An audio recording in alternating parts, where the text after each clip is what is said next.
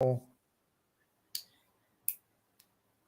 we're live. And hello, welcome to this impromptu stream. This evening I'm joined by the lovely and gorgeous Jen Mitchell and her elegant and fantastic son Sparky. And we are going to be discussing Asian horror. Um, Wide spectrum, both J horror and K horror and Chinese horror, and just origins, influence, um, why it kind of, well, our thoughts and theories on why it kind of gained appreciation here in the late 90s and picked up steam.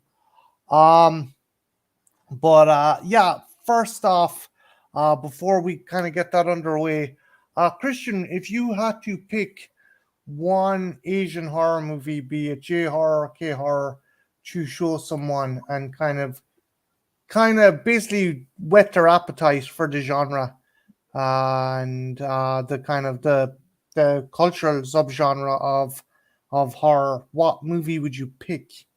Not necessarily your favorite now, but something to try and Uh, see if they'd like it yeah. or if not. Um, for me, it probably would actually be something like Train to Busan, or maybe I Saw the Devil. Probably a Korean film, just because they can go very far, go very far, hardcore, but maybe not quite as, say, some of the underground stuff that came out of like Japan or China in the 90s. Yeah. They're a little bit more palatable, clearly, since they've both been adopted into American lexicon and stuff. Another one that would be pretty good would be like The Host. I think is another one of like, that's a very simple standard like monster movie, but with a lot of interesting social subtext in there. I think anyone can appreciate. I feel like probably if you want to get into Asian horror, probably a good gateway would be Korean specifically, is a good starting course. I would agree with Yeah, you. it's Or like some of the Japanese like ghost horrors, like Ringu. yeah. I think Western kind of getting a connection for Western audience to horror. Korean movies are a lot more accessible, whereas the likes of J horror and Chinese horror, a lot of that has to do with the culture and superstitions and stuff. Whereas Korean horror is essentially Yeah. a lot more kind of Western kind of tropes. Hey, Maddie, come in whenever you want. Also, sorry, we have a another guest who's just coming in, the fantastic Cara of Horror Retrospective. Cara, can you hear us? Yeah, I can hear you fine. If you were going to try and get someone into Asian horror, is there any particular movie you would like to try and use as a kind of palate cleanser or something to try and kind of wean them into the genre? I would go with A Tale of Two Sisters. It's Vietnamese, but it's softer. It's not as hardcore as a lot of other stuff. You stole Jen's pick. I was actually going to say that too. No, I love that one, and the fact that it has But psychological it's a good one. But I mean, that elements. kind of shows you the. But yeah, I don't know if was the same over in the States, but I think the kind of the popularity of J horror and Asian horror kicked off over here, say the late 90s, early 2000s. Oh, Was it the same for you guys? I think we were late. I didn't I'd say notice like J horror until about maybe the early 2000s. Yeah. Yeah, well, that'd be kind of the same kind of time I would have kind of picked up on stuff like I don't know if it classifies as horror, but Battle Royale was kind of my introduction to that kind of genre and stuff. Yeah. What about you, Christian? Jen? What was the kind of what like when did you start to kind of realize that this about this genre, and when did you kind of really kind of figure out that there's something to this kind of Asian kind of horror kind of genre? For me, when I really know. Sorry. For me, when I started, when my radar started going up, is when I saw Audition. Mhm. That is when I was like, huh, this is a country I've never really thought of. I kind of knew about like the ghost and the superstitious end of the culture. I didn't know there was this other more violent, more just kind of more my kind of stuff. And that was what, around like probably like the mid 2000s? No, actually, I caught Audition fairly early when on. it first started getting imported over. Yeah, and I was like, oh wow, this is something I need to check out. And I'm ashamed because there's still quite a few movies that are still on my to watch list. But definitely for me, Audition was a gateway. Yeah, I can see that. For me, like I always had a massive appreciation for Asian cinema and stuff.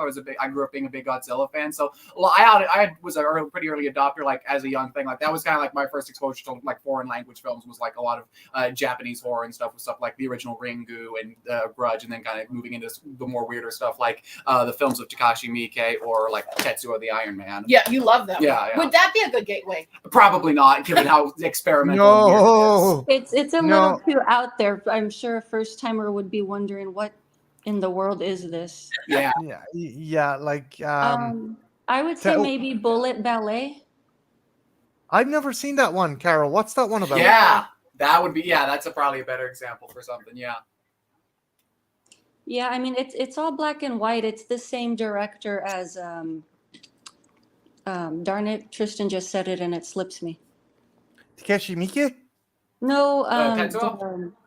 yes, Tetsuo. This one isn't like cyberpunk or anything, but it's pretty artsy. It's kind of hard to explain because I haven't seen it in a long time, but I really suck at synopsis when I haven't seen a movie. No. If someone fine. was into Cara, if someone was into particular Western genres, if you like, if you wanted to kind of push the movie towards someone, what kind of genres would you compare it to, or what kind of Western horror movies or Western kind of thrillers would you compare it to try and gauge someone? They're kind of they if they're interested in a particular Western kind of movie, how would you describe it like that?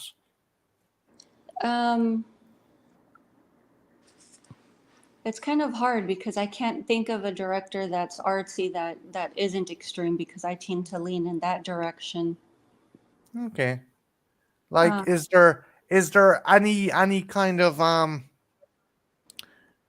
contemporary or kind of movies that might have been similar or influenced by it, like Martyrs or anything? Is there any? Oh, it's not that far out there. This one's pretty soft. It's you have minimal dialogue. It's just mostly the action that you're viewing. Okay. So it's really nothing really picks up or goes insane. But yeah, the whole thing about the bullet, yeah, they're like shooting at each other from here and there. But yeah, it's kind of like every now and again it'll do a little weird thing, but I can't think of an American movie that's similar. Okay. But you do recommend it? You think people should check it out? Yeah, I mean, I like the director. I have a whole collection of his movies, but I mean, I would recommend it. I love how he goes from extreme to just very light. So it's that's pretty interesting to me. Like Vital, I love that one. I don't know if you guys have seen that one. No. It's a guy who's studying to be a doctor, and so they're like doing the autopsies and stuff, but he gets really into it, like nothing sick, but like it just really starts to fascinate him, especially the way he draws his sketches. They're super detailed of the human anatomy. Okay. I would recommend probably for Jen, Snake of June. Is that kind of knowing Jen's taste, and you probably know Jen's taste, is that fairly extreme? Yeah. It's not extreme, but it's a very sexual film. Like it explores relationships and things like that. You Yes, I've seen obviously it. It's very. Yay! you've seen it. Yeah, I Uh, have. It's a pretty notorious one. Kind of, if you're like me, this is one you kind of have to.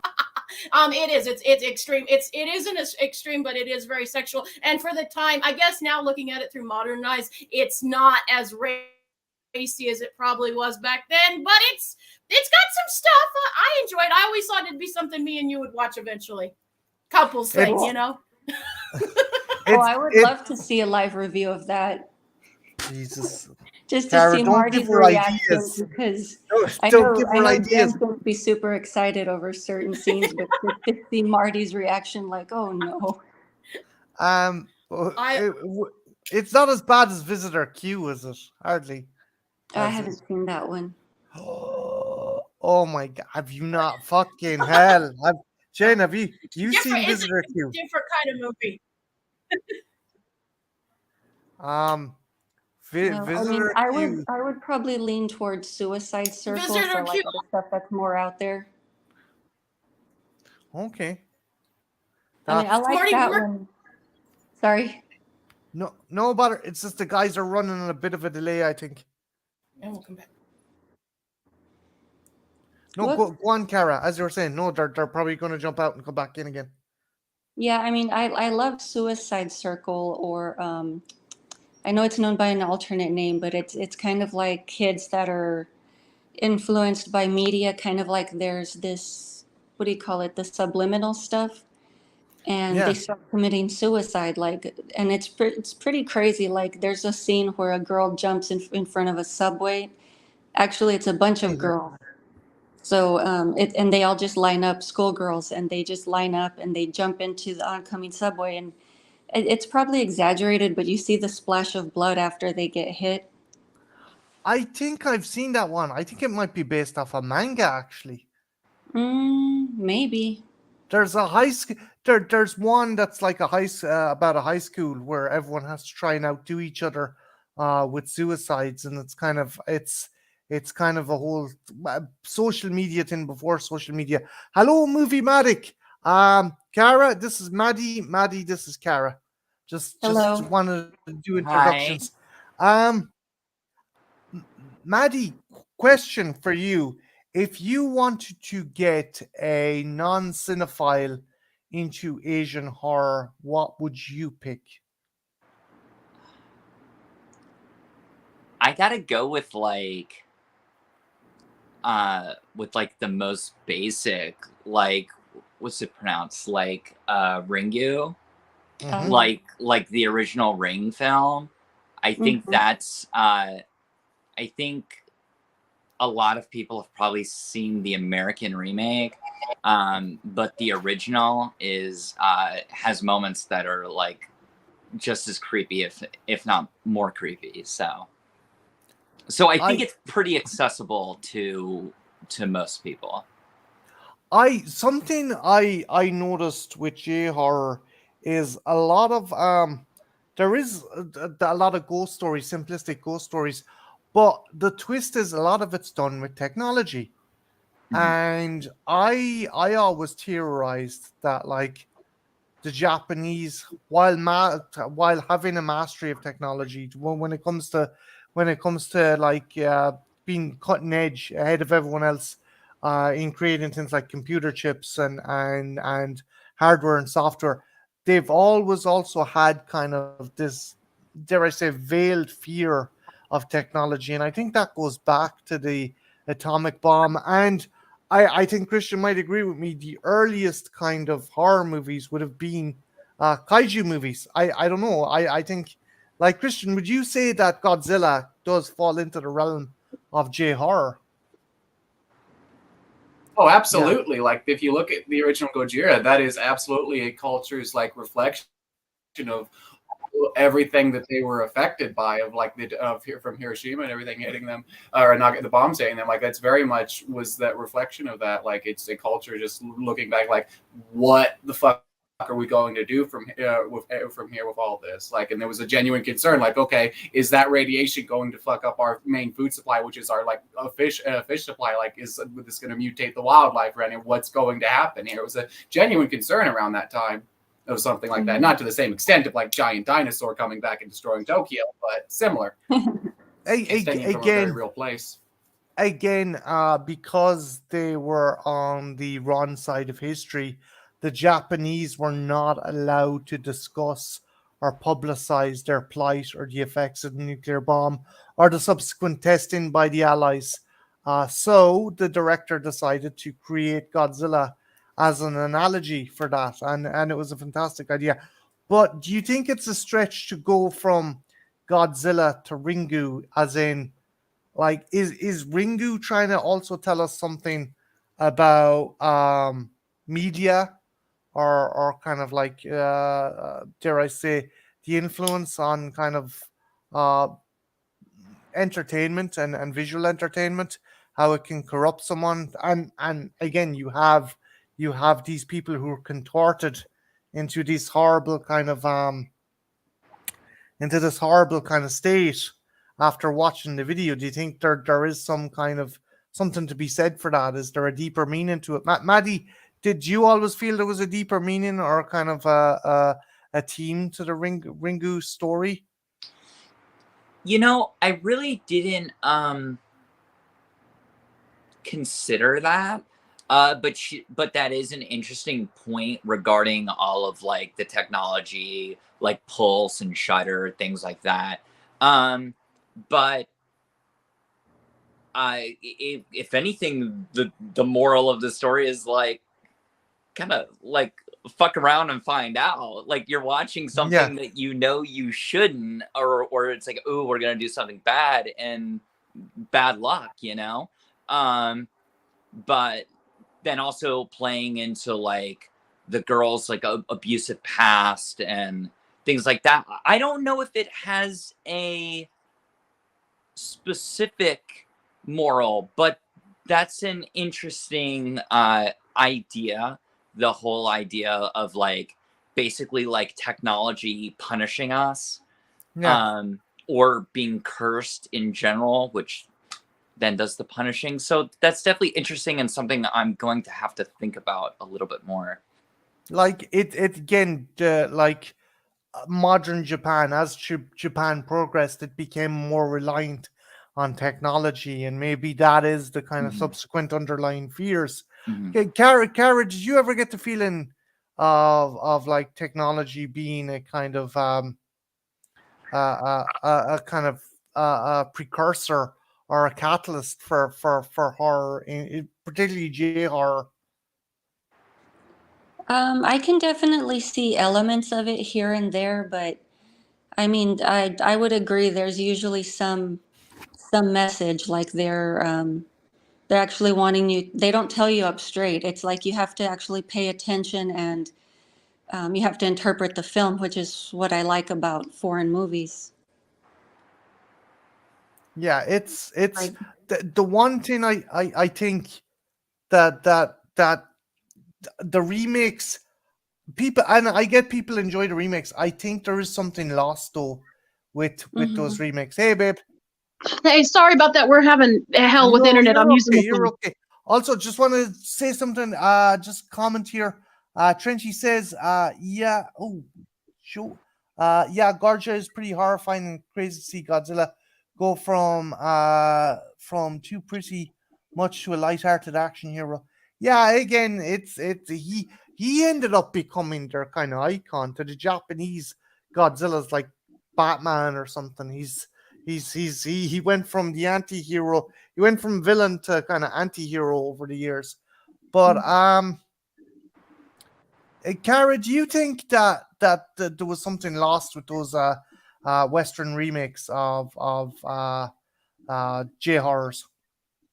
I'll agree. Like, not everything translates the same. I mean, I like the American remake of Ringu because it's still a very different story. I mean, from the original. So I don't really consider them the same movie because you have enough things that have been changed. But what is it like?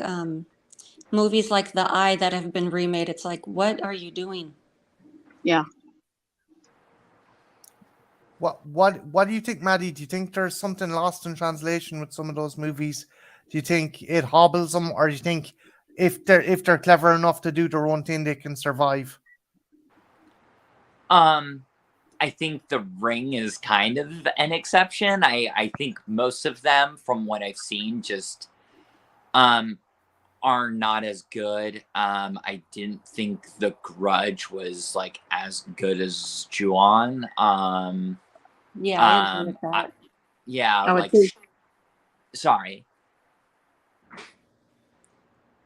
Oh no, go on, Maddie. Just Jen and Cara were just agreeing with you. Yeah, I thought the American remake of Shudder was really not great. Like, I just think not just something being lost in translation or maybe the meaning. They're just not as good as movies, basically. Mm-hmm. Yeah, so it's not just to the kind of cultural difference that's causing the issue. It's also just lackluster creativity. Yeah, exactly. These Hollywood studios just butchering and dumbing down these films, and it does take something away, because like in a way they're throwing more money into it, which is in theory a great thing. You can make a bigger, more polished movie, and yet a lot of the artistry and subtlety is taken out of these films. So I would agree. Yeah.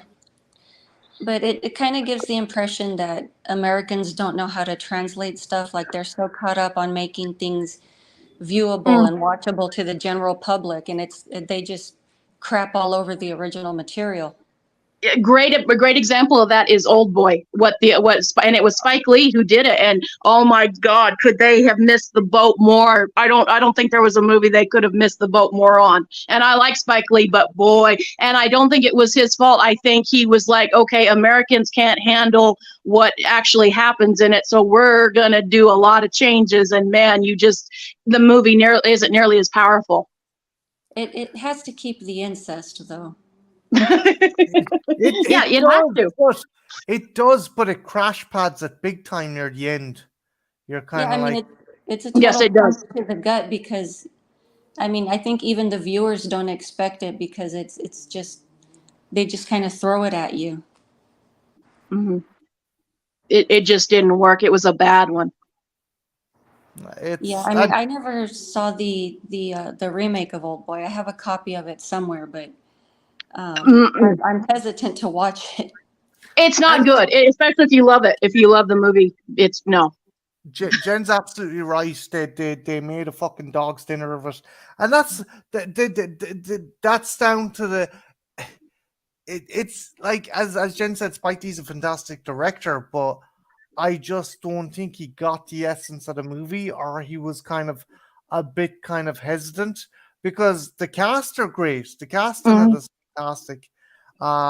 Some of the stuff they do, yeah, they get right. Some of the other stuff, like the corridor fight, they try and make the corridor fight bigger by adding more people, and Josh Brolin is going from different levels in a building, and it's like, no, you're missing the fucking point. Like, you know,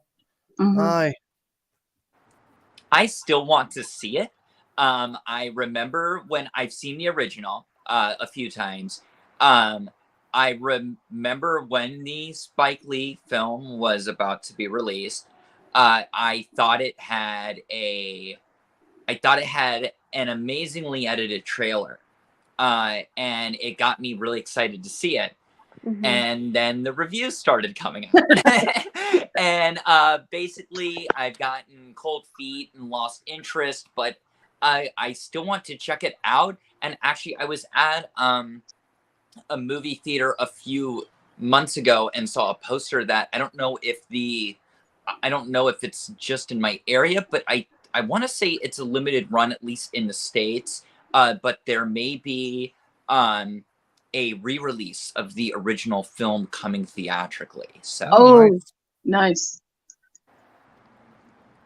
I believe it is like an anniversary because it would now be, it came out in what, 03, so now it would be 20 Yeah. years old, and just saying that, I want to die. Go on.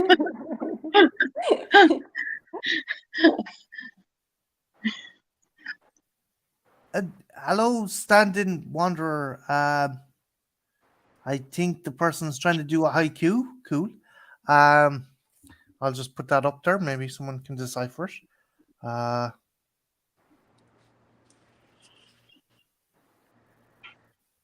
Okay. But yeah, no.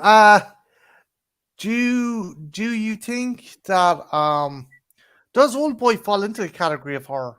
Certainly falls into the category of thriller. There's been I've listened to so many people debate that. I think it is because, you know, horror, it is horrific what happened, and what could be more, you know, the whole story is horrific. You just have to kind of explain, you know, it's not, horror isn't just one thing or another. That's one of the wonderful things about horror. There are so many different facets and so many, like, I can see some people not vibing with it and thinking it more of a thriller, but to me it's horrific enough as a parent. Yeah, I'd put it in horror. Now some people might totally disagree with me, and I get that, but for me, I put it in the horror section. Cara, what about yourself? Would you agree? I had never really thought of it as a horror, but it does have dark elements to it. I mean, especially the crap that the guy goes through. So, I mean, yeah, I can definitely see how it would just slide into that category, like its own subcategory. Yeah. Maddie, did you ever consider Old Boy a horror, or would you consider it more of a thriller? I always considered it a thriller. It's definitely extremely tragic, and I can see how it's very horrifying. The idea of everything he goes through, being locked in that room, and the whole reveal later, everything. But yeah, I just kind of more consider it a thriller myself. I get that. A lot of people do. Yeah, I mean, I can definitely, because to me, thriller is like a subgenre of horror anyway. I mean, the way I see it. I'm going to basically double back and talk about this film here, because it is a brilliant fucking flick. Audition. Jen, just give us the rundown on what Audition is about and why you think you should watch it.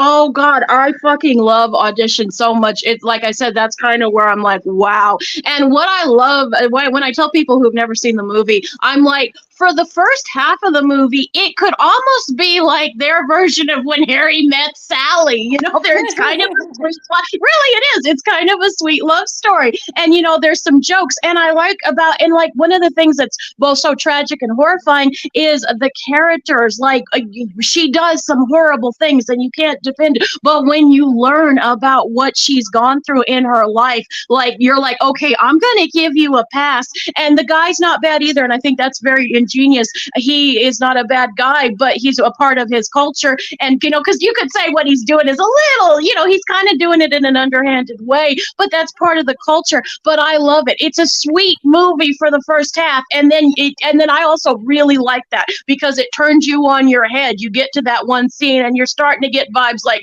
something's not right about that. And that's another thing I love about the movie is the one friend tells him there's just something off about this chick. And that's something that's a universal thing. There's always that one friend in all of these movies, no matter where they're from, that's like, something's wrong with that bitch.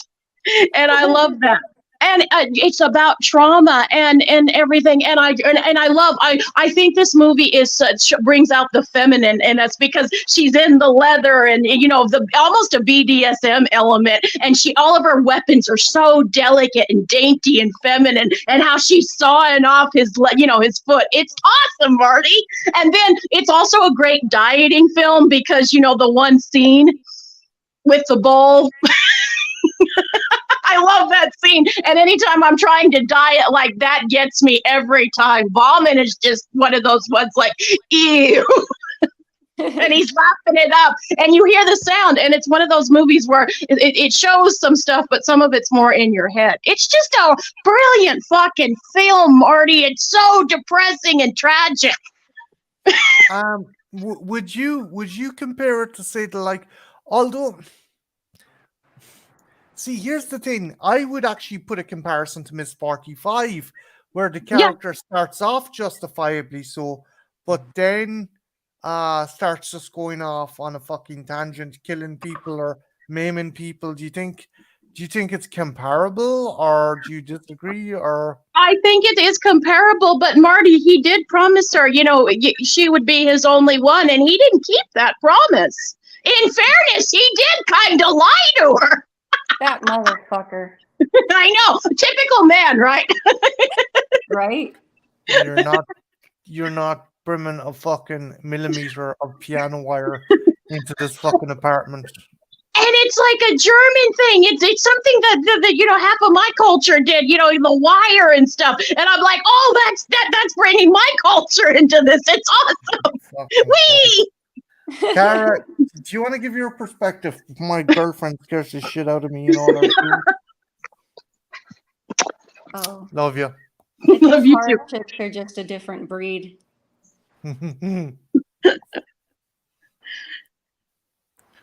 I mean, I think that's fair to say. Like, I don't know too many women who actually, and I could be just stereotyping, so maybe I should just pull that back a little bit. But like, just horror people in general, you have some people outside of the, I guess, the horror culture who they just don't get it, and they look at us like we're sick.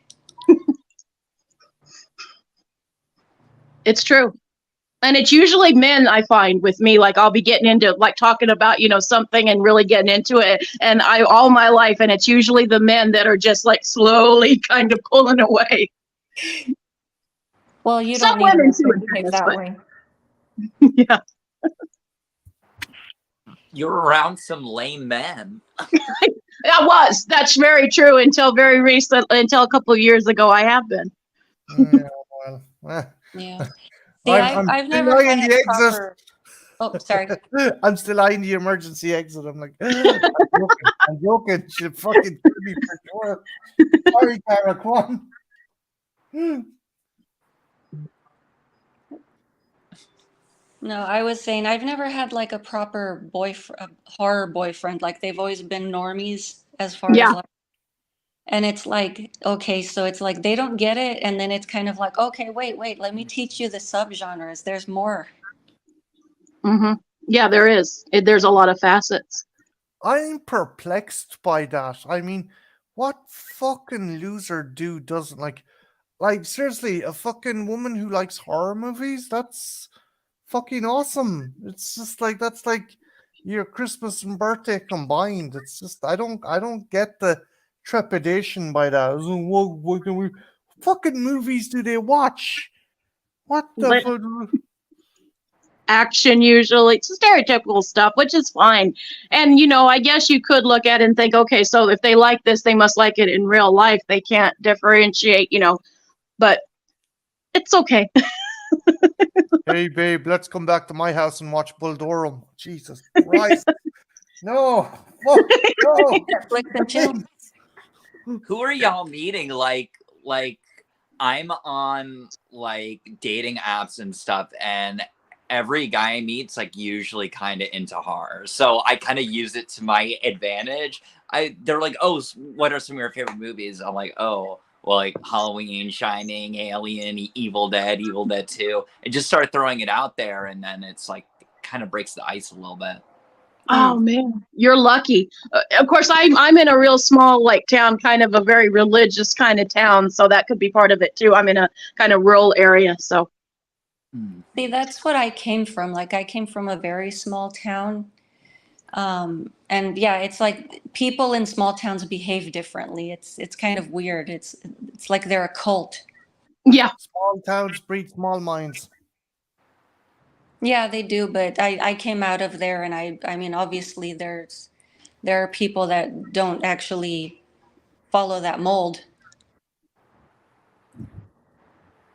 The kind of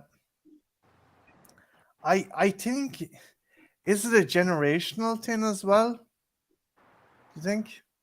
Maybe. I I don't think at least partially so. You maybe. think? Mhm. I mean, like my hometown, like people are still.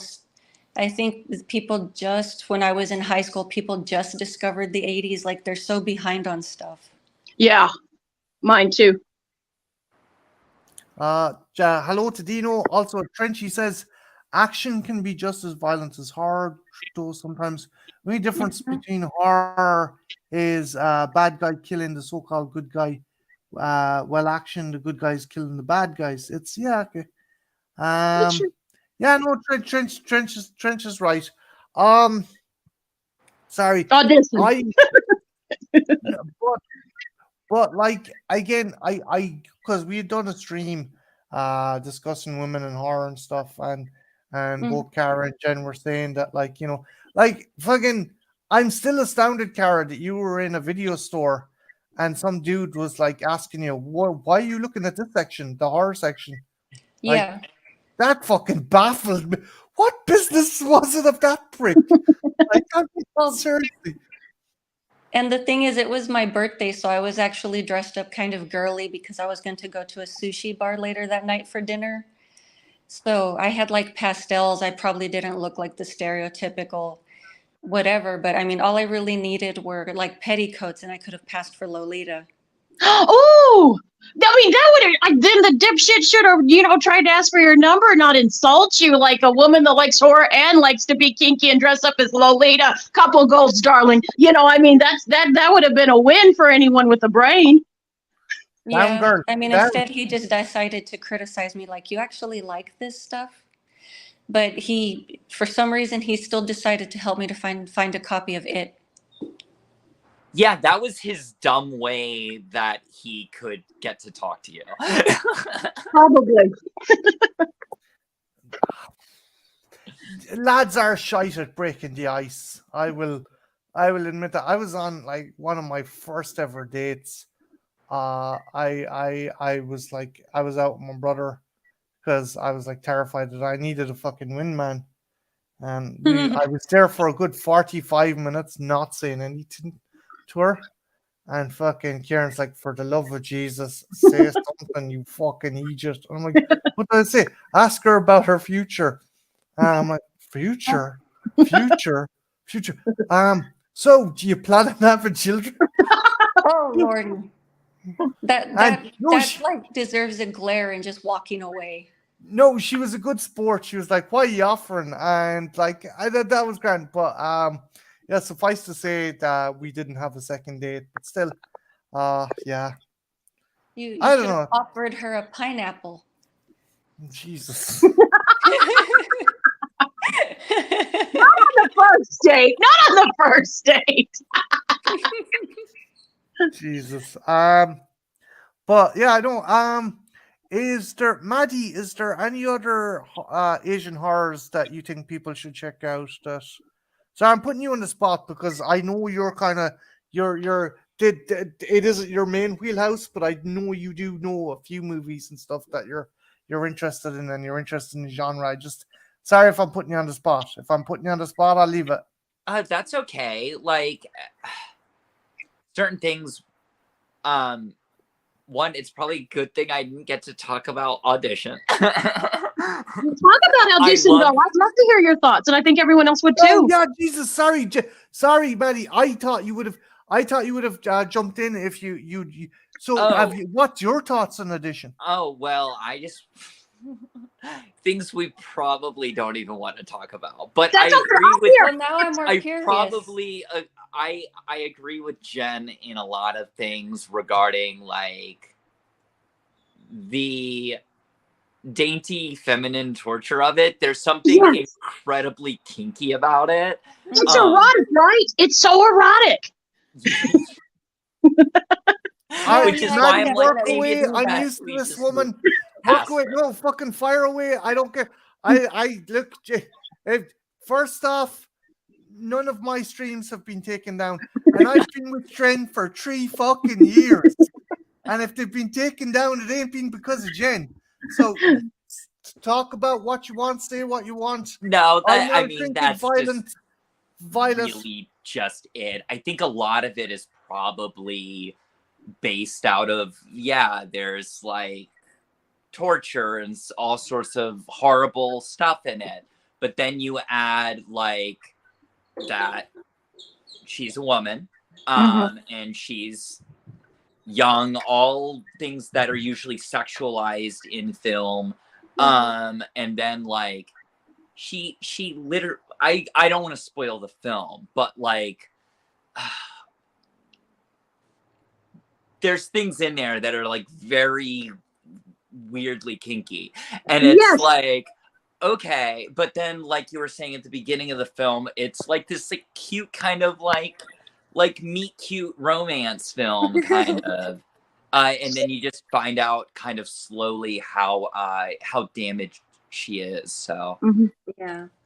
And it's heartbreaking because I didn't mean to cut you off, Kara, but it's heartbreaking because you know what she's been through. Like I know she does monstrous things, but your heart breaks for her because of what she's gone through. Like any woman who's gone through that, you can kind of go, I'm gonna give you a pass, or I would. Well, I think the fact, because like anybody that goes through trauma and X amount of stuff repeatedly, there's a kind of disassociation. So things that regular people consider acceptable, it's like we don't see it the same way. Like, for example, laughing at a funeral. I mean, like, that's totally inappropriate, but people have done it. It's very true. Or like even when, somebody that's gone through trauma tells a joke, and it's usually something kind of like way out there and it makes no sense, but the other person that told the joke is laughing. That's a very good Yeah. indicator. You're right. Like just socially inappropriate at times. But it's not the person's fault. It's just their coping mechanism. Yeah. I It is think though, to the go other- back to the eroticism. There is, and I'm glad you picked up on it too, because she's so dainty and feminine, and it is.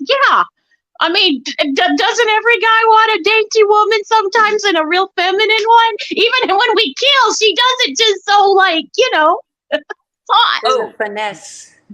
nearly everything in the film she could literally just be being paid to do that to somebody. Exactly. Yeah. See, I agree. always wanted to explore that. I just don't know how to get into it. like Uh, I kind of a weaker. Hey, I'm movie being would honest, have- but see, there we go. People saying inappropriate things. I don't think it's that inappropriate. I mean, what's wrong with it? What's No, wrong it's- with it? It's not. Yeah, I It's- mean, it's- I love the idea of it. I mean, it's just I don't even know how to get into that field. Like what kind of a place do I go to? Like, who do I have to meet? There's places you can look and go that you can do it safely. There's places you just got to know where to look. But there are places that, you can find stuff like that. And it's cool and it's and I think people who explore that are way more healthier than if you repress it. That's where you get into trouble, is where you repress that stuff. Yeah, unless, yeah. Unless as it's you something. said, Jen, before, And as you said that's time and time exactly what again, I was thinking, because truth be told, it's like I'm happy when I'm doing fucked up shit. Yeah. like as you pointed out time and time again, Jen, it's the religious fuckers, the quote unquote chaste fuckers that you have to watch out for. Yeah, they scare the living fuck out of me. Yeah. Yeah.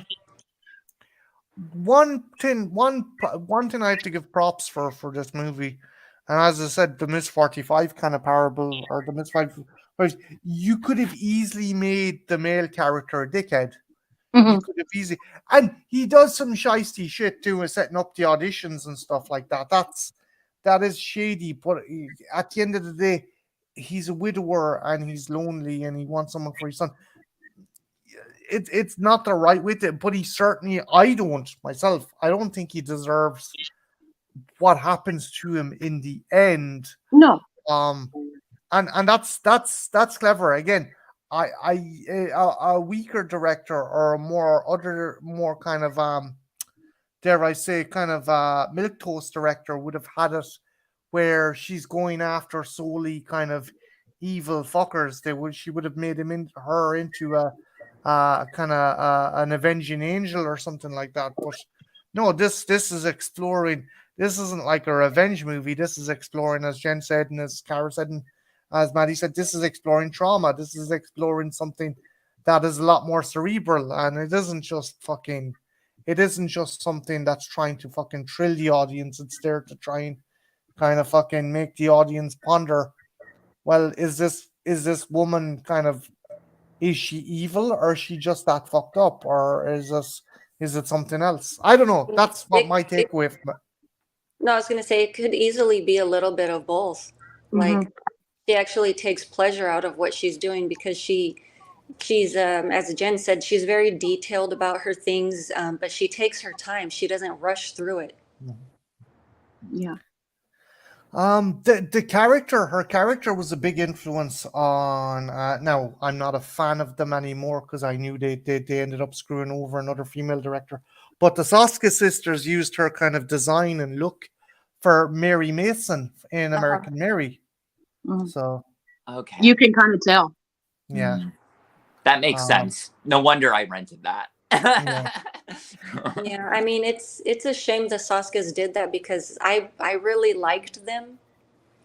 And yeah, they registered someone else's movie under their name as though it were theirs. They were instances where they were working around other people and they tried stealing the script. Yeah. I was unaware of all of this, so that's interesting to hear. Yeah, I mean it's sad because I mean they come off as really awesome, so cool, and it's kind of like you're doing dirtbaggy stuff. Mm-hmm.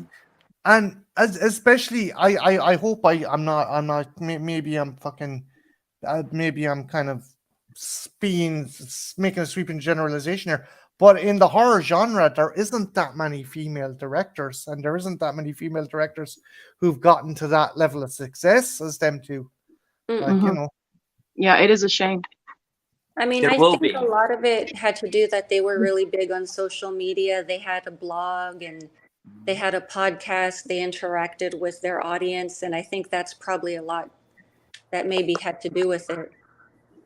I mean, they had a YouTube channel. They would post vlogs. I mean, they don't even do that anymore. No, the last kind of thing they've done is host kind of they've gone to hosting a really shitty reality horror TV show where people go into a haunted house. Elevator. That's what it's called. It had 2 seasons. I watched that. And their fucking remake of Rabid. Oh, Oh dear Jesus. It sucked ass. oh, Yeah. Unfortunately, I blind bought it and then I watched it and I'm like, I feel sorry for my wallet. it was awful. It was terrible. And I even said in the beginning, it's kind of like, there's no way they can do Cronenberg. Yeah, No. and they sure didn't. Mm-mm. Has anyone checked out that new series of Dead Ringers? I started it and I still haven't gotten through it. I like it. Okay. I love the original. I love the original. Jeremy Irons. Yeah, Jeremy Irons. I think he's awesome. I think he was theatrically trained. He was. Yeah. Rachel Weisz is a fantastic actress, so I'd be interested to see what she can do with that role. Maddie, has the first episode's already gone up? I haven't seen it, so Okay. I'm not the expert here. Cara, did I get your name right? Yes. Okay, you would be the expert here on this. So Have you seen this new series? Is it even out, guys? I'm just wondering, has it been released yet? I think it has. Okay. If anyone who's watching, if you've seen the Dead Rinner series, let us know in the chat. Yeah. I was definitely interested because of, again, like changing like the gender from like, twin I like that. male gynecologist. They flipped the script. I like that. And And then later in episodes, they deal with one of the sisters being pregnant, and the other one just she's not cool with it. Oh, so Cara, you have seen the series. I've seen a bit of it. I just haven't watched it all the way through. Out of the But small I bit like you've the way seen- it's. Huh? Oh, sorry. Just wondering, out of the small bit you've seen, are you happy with it so far, or does it? I enjoy it, but I'll be honest. I watched the original movie before I started watching the show, just because I wanted to have a comparison. Mhm. And the thing is, they're two different. Like, I would probably like they're. I would probably put it on par with like the Hannibal show. Oh, okay. Oh, that's pretty cool, because that was a good show. Mads Mikkelsen was fantastic as Lecter. Speaking of, isn't the I forget his name, the creator of Hannibal, he's working on that Friday the 13th show. Is that correct? I've heard, yeah, I've heard that. Cool. Crystal Lake Memories, I think, something like that. I've heard. I know what you're talking about. That was the documentary that came out with the release. Yeah, I think Yeah. it's just called Or- Crystal Lake or something. Yeah, yeah. It's Crystal something Lake. like. Crystal Lake Memories is the documentary in the big book I have, the big coffee table book, Jen. Yeah, Yeah, that's that documentary is like 10 hours long or something like that, if I'm not mistaken. yeah. I don't know. I Well- haven't sat down to watch it. I have it, and it's kind of like, I want to watch this other thing.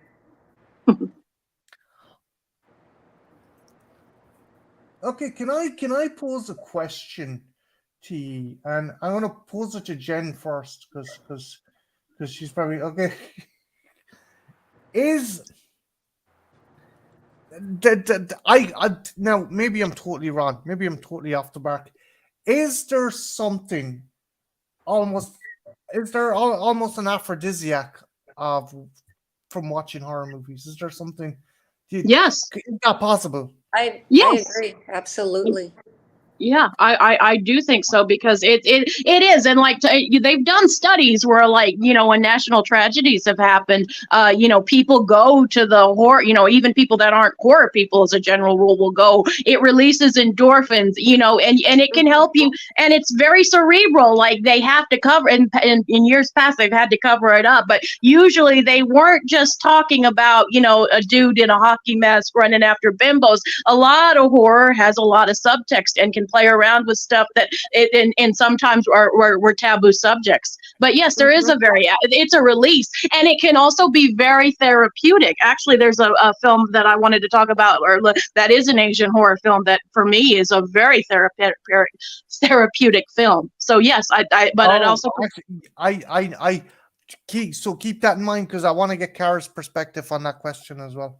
Mhm. No, I agree with Jen. Like, even like on my channel, when I do my analysis, it's kind of like I try to look at different aspects of it, because a horror movie isn't just a movie. Like, Yeah. some of them, and I especially love the psychological ones. Those are really the ones that hook me. But yeah, I mean, who doesn't get enjoyment out of watching like a really good gore kill scene? Mhm. I mean, like, I'll just be there, like, just kind of like, whoa, that was awesome. Or, just depending if it wasn't executed well, I'll burst out laughing, but it still looks good, the scene. Yeah, it's. I think Christopher Nolan said it's better to like be confused than bored. Yeah. So The good. Okay, that'll work. At least Um, it's interesting. I think the worst thing a film can be is boring. And Yeah, I agree. And Yeah. I love like slow 4-hour movies, but within that slowness, like I can find something like really interesting in the way it's done. But if Mhm. something is just bland by the numbers, like Mhm. if it's dull, if it's lifeless, if the acting's like really like bad and it's just and like the script and direction's just really uninspired.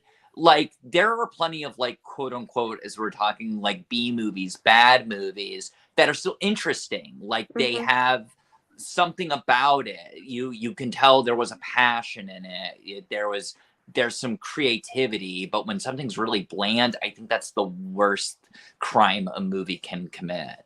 Yeah, I Well, would the- agree.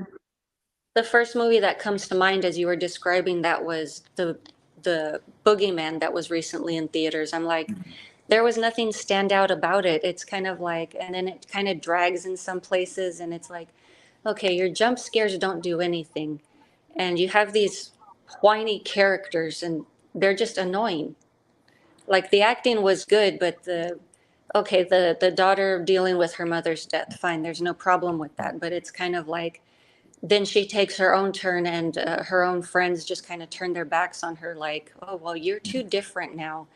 But we've seen that numerous times in other movies, the person that gets singled out, and it's there, as you said, there's nothing original about it, which is sad because it's an adaptation of one of Stephen King's short stories. Hmm. I Yeah, actually there's so much you could do. I just want to say something really quick about that, and I'll shut up for a while. The Boogeyman short story in, I believe it's Night Shift, a collection of King stories. I read when I was relatively young, and it gave me chills, and it hits like something that's like a very specific fear of mine. And I think it's just this idea, like, no spoiler, just very vague. The person that you're talking to is the monster, or that it's been there all along. And Mhm. there's something so chilling about that I think that haunts me. And it is a short story.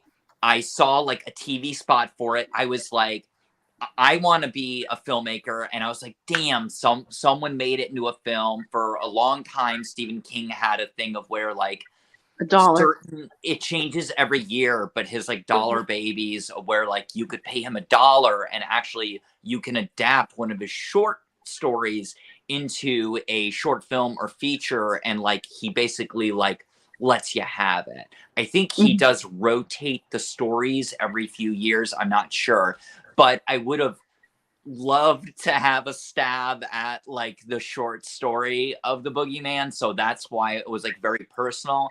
I want to say I'm curious to check it out, but Kara, you just kind of confirmed what I figured. I saw the commercial, and I'm like, well, this looks terrible. So it's like, oh, great, like something that is very personal to me, just like kind of junk. So I'm like, eh. Well, Yeah. I mean, the only reason I saw it was because I was invited to go to the theater with someone. Okay. Eh. Do you But, you know, think it was just a day out was all. do you think we're getting because of the It remake, we're getting a lot of paint by numbers kind of kin adaptions now? They don't really have, they don't have to really rely too much on characters. It's just like jump scares and loud music and stuff. That's always part of it. And King has always been kind of a go-to, and sometimes they get them right and sometimes they get them really wrong. And this is one that I haven't seen it yet, but I've heard from a lot of people that have. It's all right, but it's nothing. And it is a shame because the story is a really good story, and there is a lot of subtext, in the right hands, a lot of subtext that you could really do some interesting things and play with it a lot of different ways, and you could make it pretty horrifying. And it's also kind of a universal story because the monsters always been there. I mean, yeah, there's a lot of ways to do that. So, but I think that with King, King has always been kind of a cash cow. It's both a good thing and a bad thing because they know people. You see that it associated with King, and people will go. But that's also part of horror. You gotta. It's a bad part, but it's also a good part because you gotta get through a lot of schlock sometimes. But then when you discover like a gem or something that's doing it differently, or something that just it's in your head and wraps it around, then it makes it worth it seeing all the crap. So it's a good thing and a bad thing at the same time. Yeah. Jen, I know you wanted to discuss it, and because we kind of deviated from the main topic, which is the norm for my streams, as we all know. But I promised this lady, because I know she wants to get more people to see this movie and check this movie out. Red to Kill. Yes. very extreme, very graphic Asian. Would you classify it as horror or thriller? Oh, Or yes. It is a horror. It is a horror on so many levels. But before we talk about Red to Kill, I do, Maddie. Do you have what would be another movie? Because we kind of did, and then we never got. We started on audition. Would there be any other movie you would that's in the Asian that you'd want to have people get out there or something that you really dig? Because you never got to, and I don't want to take up your time. Sorry, yeah, no, that's Oh my no, fault. no, no! We just kind of went off. I just didn't want Maddie to not get her say in it too. So Asian Am I horror, putting you on the spot? I didn't mean to. it's okay. Asian horror isn't exactly my forte. Oh. And I feel like we were more specifically talking about like 90s, 2000s on horror. I really like the Japanese film House from the 70s. I think that's an amazing movie. It's very inventive and wacky and kind of a singular little cartoon of a horror movie. And Quaidon from Japan from the like the mid to late 60s. It's like an anthology film. It's about like I think it's like 4 or 5 stories. There's like different version cuts. That's on Criterion. That's a great film as well. I still haven't seen like Onibaba and stuff like that. That's like really classic. But as far as like modern Japanese stuff, I'm not like so up to date. Like I've heard Maddie, things like The Wailing from Korea is like brilliant. Like I still need to see that. It's just they're all like 2.5 hours long. It's like I really just don't have time. I apologize, Maddie. I kind of probably give you the notion that I should have widened the stipulations. I if like I didn't want I never want anyone to think that they can't include stuff from a particular decade or year. I should have said any kind of Asian horror. I just think in my own head, for me, I kind of compartmentalized that the kind of popularity of Asian horror kind of took off in the 90s, and automatically I started thinking of movies that were made then. But as you said, Onibaba, the original Toho kind of monster movies, there's a whole host of stuff that was pre-90s that people should check out. Onibaba is interesting because it's kind of a parable, halfway a parable, halfway a kind of a cathartic look at war, because you have an innkeeper and her, I think it's her stepbrother or stepsister. Jesus, it's been ages since I've seen it. They kill soldiers and they sell off their equipment. And the creature itself, or the ghost, the kind of Oni, the demon, when the mask is removed, has a kind of charred and burnt face, which is supposed to be indicative of survivors or people who suffered at the hands of the bombs at Hiroshima and Nagasaki. Fantastic movie. If you, Jesus, I remember I saw it on Channel 4. They were having an Eastern season, and that was one of the movies they had on. But yeah, no, Maddie's right. Just I had no intention of pigeonholing anyone into a particular decade or year. It's just in my own head, I just kind of thought up titles that like were released by I don't know if you guys got it at your side of the pond, but Tartan Asian Extreme, was that a brand? Was that a Yes, I loved those. Even Old Boy is released under that title here. And real quick, just before we move on, I want to mention about a year ago, I saw Evil Dead Trap from Japan. That's from the late 80s. That's a really interesting movie. It's fun. Yeah, definitely. I have that one. Yeah. Guys, if you want to see, that's another great thing, because I think another issue people have is like when they think of J horror, K horror, they think of these psychological thrillers or really gore fests. There's some really fun, pants on head, fucking mental J horror out there. As Maddie said, the Evil Dead Trap, and also Wild Zero, Wild fucking Zero. So, yeah, You all know my roommate and sometimes co-host Melanie. She just ordered and got a copy of Wild Zero in the mail, so we'll be watching that soon. that is fucking mental. You have zombies, you have alien invasion, you have a group of biker gang to turn up and save our hero, you have a female arms dealer, you have an on and off romance. Oh, Jesus, it's just fucking. It's like, and it's progressive as well. It's incredibly progressive. Yeah, isn't there like a trans girl in it or something? Yeah, there's a trans girl in it. And your man's like, what should I do? And the band just starts, just fucking don't be an ass. Go with her. It doesn't matter. Just fucking, they threaten to kill him. It's brilliant. It's fantastic. But yeah, as Maddie said, Evil Dead Trap and Wild Zero, you don't have to always have to look at something sophisticated. Versus is another cool one. Versus is fucking. Have you seen Versus, Jen? I don't think so. Christian has, but I haven't. Maddie, have you seen Versus? No, I've definitely seen the cover 8 billion times, but I've never seen it. So, this Yakuza guy goes with a gang to a place called the Forest of the Dead to kill someone. Turns out the person he's going to kill is like, she's the only one who can save humanity.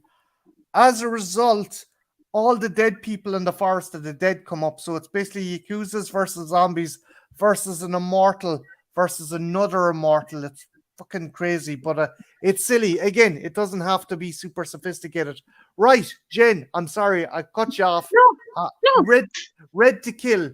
Give us a reason you gotta check out Red to Kill. Red to Kill is one of the movies, and it's a hard movie to track down. I can understand, and it's for some reason people do not talk about it, but I think it is a shining example of especially the extreme Hong Kong horror, because this is what it is. And it shows, because I notice in a lot of Asian cinema, even if it is something super extreme, there is always this kind of sense of humor. There's these parts where they'll have these kind of just out of nowhere it happens, and I Saw the Devil, and there's a lot of other examples. But Red to Kill, what it is about a mentally challenged girl, and this is a movie that has fucking layers, because it's not just her story. And she's being raised by her father dies, and she goes into the system, and we bring in our other character, who is a social worker who is just burnt out, like just seen it all, overworked, underpaid. This is set in the 90s, and I can understand that because my father's a social worker. He's done it, so I'm familiar with the burnout and everything. But this is going to be kind of her last job, and she really cares about this girl. And the movie, that's one of the brilliant things. In a lesser movie, they'd make it very hokey, but it's very believable. And she gets her in this group home, and the girl calls her big sister, and it's very sweet. I know I'm making it sound sugary, but I swear to you, it's not. The movie opens with necrophilia and a rape. Well, there is another character. There is this rapist going around, and I'm not going to spoil anything about the rapist, but the rapist has his own backstory, and he gets involved with this girl, and and there is this horrific rape. Like I'm someone who watches really dark stuff, and of this girl. And the thing that I think is so brilliant about this movie, the rape is one thing, but it's after the rape. And I've never seen a movie just universally, if you've ever been touched with sexual assault or had any dealings with it, she's a mentally challenged girl, and she's in the shower, and she has the capacity of someone probably a 6 or 7 year old, and so she understands, but she does it, and she keeps saying dirty, and it's a long scene of her in the shower, and it's just, no matter what walk of life, no matter what gender you are, no matter anything, this scene, just if you've had it happen to you, it's a universal thing, and no movie has ever gotten it so right. And it's heartbreaking. It is heartbreaking, and the ending, like I said, I'm not going to spoil it for anyone, but the ending is not a standard rape revenge movie. It's very brutal, it's very dark, but it's it's believable and it's satisfying, but it also isn't. And like I said, the rapist has a backstory too, and there's a reason why it's called Red to Kill, because the color red, which is used in a lot of the shots, you'll understand when you see the movie why it's called Red to Kill. Our rapist has a thing. He has his own backstory too, not as tragic as Audition, but he does. I don't feel as much sympathy for him, but you can kind of understand some things, or at least go, okay, I can kind of see what happened to you, dude. You still don't feel sorry for him, but you can go, okay. So, and I'm prattling on. Someone else should be giving you some. I'm probably not giving you very good. You're not.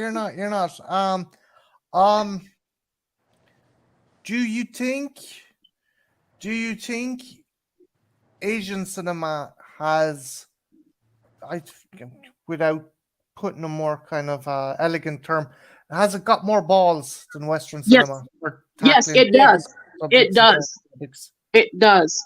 There are so many examples of other movies, but even in Red to Kill, there are some scenes. But it's interesting because they can really mix the two, because there is this one really random scene of she's in the special group home and it's a ball scene and it is funny. And then you have other scenes where there's just this total brutality of the revenge part later on in the movie, and it's just horrific. And they can really, and you wouldn't think the two would be able to congeal, but they congeal really well. And that's something I noticed with Asian cinema. They can blend the horrifying and the humorous together and make it palatable.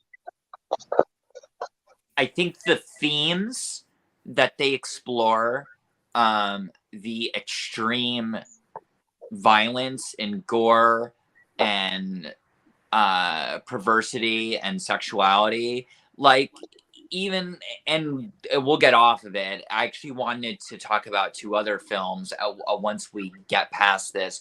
But just getting back to Audition, that came out in '99 in Japan. If that came out in America in 2023, that's all anybody would ever be talking about. Theaters wouldn't even want to carry it. It would be NC-17. And so, yeah, it's just like they're willing to kind of go there, so to speak. Yeah, I think so too. And I think it's not just Asia, a lot of countries. I think America is weird. Like for some reason we have to make everything taboo. And I'm not dogging on America, but it just seems other countries are just to have the balls, like Marty said, have the balls to go there. And we kind of deserve it. Well, yeah, we kind of do. But I don't want Jen hates America. No, I don't hate America, but I have issues with America. I don't want to come across as punching down, but that perplexes me with you guys. You're like, oh my God, violence, and fucking this. But you do, like, it's like, censor this, censor that. This is violence. This is wrong. You guys are obsessed with firearms. Especially in Texas. Yeah, it's like, in one hand, you're like, oh, video games, they're so violent. Oh, you can't take away our guns. It's like, I'm sorry. It fucking perplexes me. I think, I don't want to get political.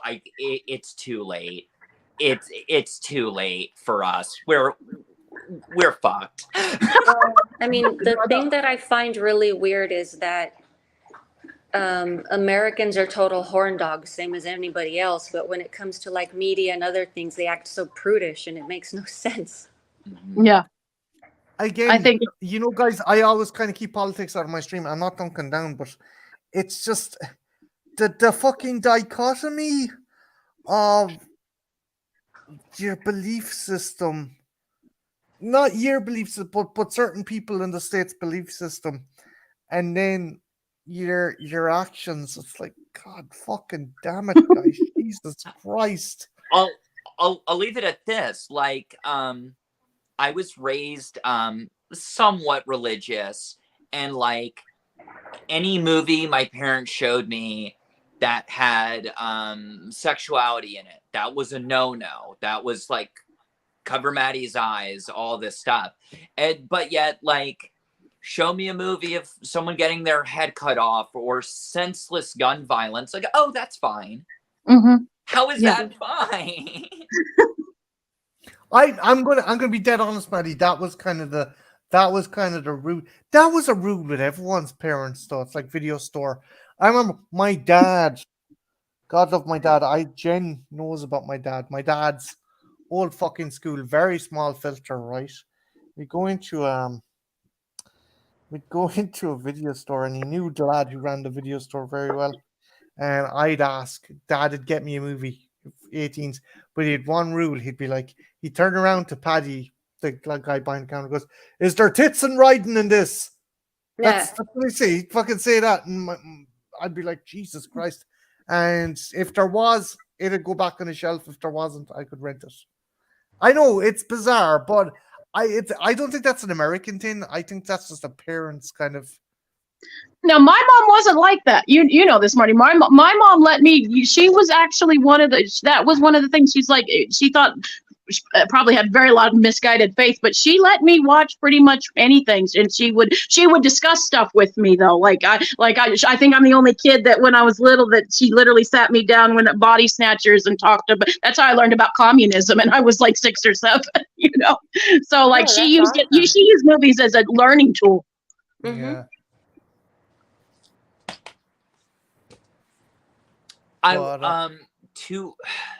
I may have to go in just a moment. Just 2 things. One, I wanted to mention 2 films because I'm not as up on all of like the Asian horror, but I really like the horror anthology 3 Extremes. Yes. Mhm. Yeah. I thought that was great. And apparently one of the stories, Dumplings in it, is actually its own feature film as well. So that's interesting. I haven't seen the full feature there. But what earlier there was talk of, is Old Boy a horror film? And I just wanted to bring up what I think is kind of interesting is Battle Royale. And a Battle Royale is, if you ask me about the film, I'd say it's an action film. But if we're talking about the manga, the manga is very much a horror. It's just straight horror. It's I had a friend show me when I was like 18, 19. I was like, this is some of the most horrific, graphic, like horrible things I've ever seen. There's a character, Mitsuko, I think is her name, and she's a very promiscuous kind of character, and she uses her sexuality to kind of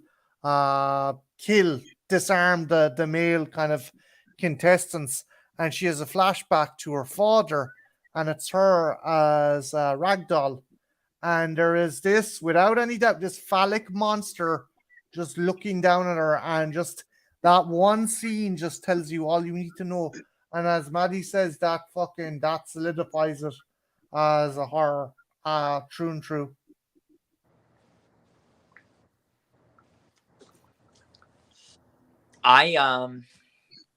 Sorry about that. No, you're good. Yeah, I just thought it was kind of interesting, and I just wanted to throw that shout out for 3 Extremes, because I think it's kind of an interesting horror anthology. It is. It's awesome. Maddie, before you go, is there anything you want to promote or plug for your channel? Anything coming up that you want people to check out, or anything up that you think people should check out already? Well, I am behind on my channel and reviews, which I knew was going to happen, but today was my first day at a new job. So things have kind of been a little hectic with all of that lately. So YouTube's kind of fallen behind a little bit. I do have a review that is about 75% edited for the Chuck Norris film Silent Rage. Oh, awesome. So that's a crazy movie. Yeah, it's kind of like the second half's almost like a quasi Chuck Norris remake of Halloween 2. It's kind of interesting. So yeah, I have that mostly done. I should probably get that done. I'm way behind on sleep. I moved on the complete opposite coast of the country 3 months ago.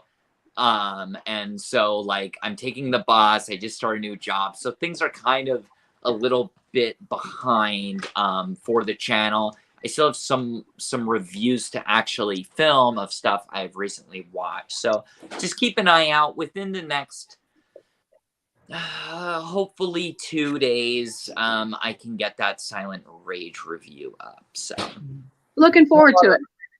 And I'm going to put a link to Maddie's channel in the description, so make sure to check it out. But yeah, no, is there, Jen, is there any movies or anything that you want to discuss or anything? Or will I saw round The it up Devil. here? I saw The Yes. Devil. And the law won. Yep. I saw The Devil is interesting because it's savage, but it's also got a great sense of humor.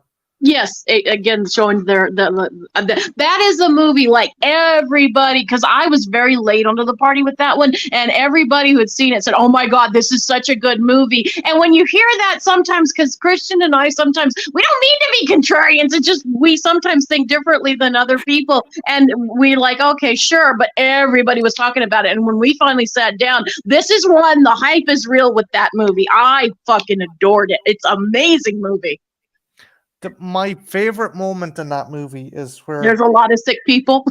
yes, so our killer gets picked up. He's hitchhiking. He gets picked up by two kind of shady characters. We're not sure, and they up and try and fucking murder him. But this dude is like the fucking. He's like the fucking. I don't know the Michael Jordan of fucking serial killers.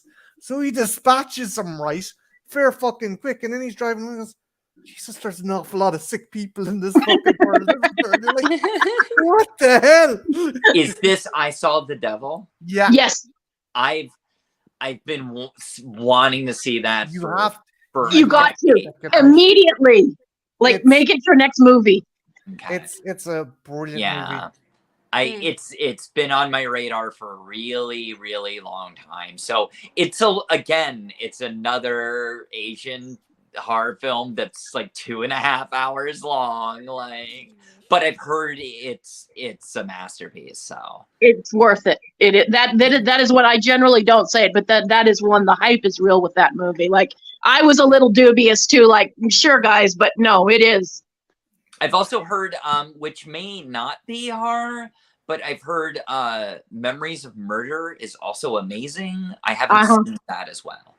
I It's haven't cool. heard of that one. There's one. If you guys haven't check out H. Yes, I love that one. That's I am- fucking awesome. Another one that I think everyone should, if Christian were here, and I'd strongly recommend it to everyone. There's a movie called Strange Circus. Oh my God, guys, that is, and it's a layered one. It's heavy, and but it has a more hopeful. It's a more hopeful movie at the end, but it's heavy and it's brilliant. Have you seen Strange Circus, Marty? I'm surprised you've seen this if it's hopeful. Well, I mean, it's still dark as fuck. I mean, there is an incest scene, and that's really, yeah. But but it's also beautiful. It's one of Christian's. I know he'd want me to get it out there, and I had never heard of it. And oh my God, it's so good. There's a movie I need to show you called Visitor Q. Fucking have you seen Visitor Q, Jen?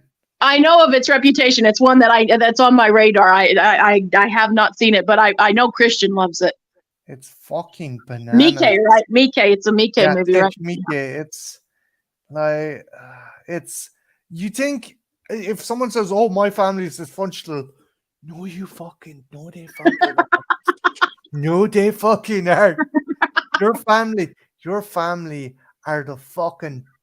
I don't care if you're some hillbillies living up in the fucking Appalachians, fucking each other's cousins into the next generation. You guys are the fucking Partridge Family in comparison to the family in Visitor. Cara, have you seen Visitor Q? No, I've never even heard of it. Oh, You'd oh, like it. Like I know of it. I haven't seen it either, but I know of its reputation, and I trust Christian, and he loves that movie. it might put you off milk. That's all I'll say. It might put you off milk. Jesus. Milk and trash bags. Damn it, I like milk. I do too. I mostly drink vegan, but it's like, damn, it's like every time I can get a hold of whole milk, it's a treat. Oh, Mhm. this milk is whole. This milk is very fucking whole. Is it fresh, Marty? Is it fresh? Oh, immensely fresh. I think I know where we're going with that. Yeah. Sweet Mother Genova. Yeah, Visitor Q. I lent my friend, she wanted to get into Asian cinema, and I lent her a big folder of my Tartan Asian Extreme collection, and she watched it, and I felt bad. She goes, I broke up with Timmy. I was like, why? And she goes, oh, he didn't want me hanging around with you anymore. Why? We watched Visitor Q together. It's like, what the fuck? Well, that's a silly reason to just, discommunicate from someone. True. No, he didn't want her hanging out with me because of my DVD collection. I'm like, what the fuck? Oh, it was an interesting film. Marty, another one we have that you and I watched together that we have not brought up. I think it was kind of big for a while, but people aren't talking about it as much as it's The Sadness. Yes. So, bit of info. The Sadness is loosely based on a Western comic, not a manga. It's loosely based. Hello, Maddie. Hey. Sorry, we had to take a break. Vel just got back home from work, so. Hey, well, just an update on something, right? So we're going to The Sadness. Myself and Jen watched a movie called Sadness. It is loosely based, ironically, on a Western comic, a Western graphic novel by Garth Ennis, a fantastic Irish comic book writer, called Crossed. And essentially, it's about a virus that's transmitted through bodily fluids, and your worst fucking urges come out. You just like, it's god damn. And I read the fucking comic, and I was like, I remember thinking they'll never make this, but lo and behold, fucking what was it? Was it Indonesian, Jen? I believe so. Yeah, I think it was. I think so. But it was. I had so much fun with that movie. Of course you did. Eye rape and god damn it, the dude getting his fucking balls crushed with the fucking barbed wire bar, and Jesus. But it's also beautiful, like the cinematography, and like on the train, Marty. It's like it's so choreographed. It's almost like a dance. But that incident on the train is based on something that actually happened, where a guy was like screaming how many people he wanted to kill, and he wanted to beat a high score. But yeah, The Sadness is not for the faint-hearted. If you like zombie movies or erotic movies, Marty, I'd say that's another, because there's so much bodily fluids, and the guys tells him, "Why didn't you let me finish?" Oh gosh. I love that scene. God damn it. Blue balls. The Jen nearly died. There's a fantastic bit where this kind of zombified old woman is like fucking is basically she's in the middle of the road, and she's going to attack her hero. Next thing, she just gets fucking decimated by a car, and this guy rolls down the window, and he's laughing. The bitch was in the middle of the road, and Jen just fucking howling with laughter.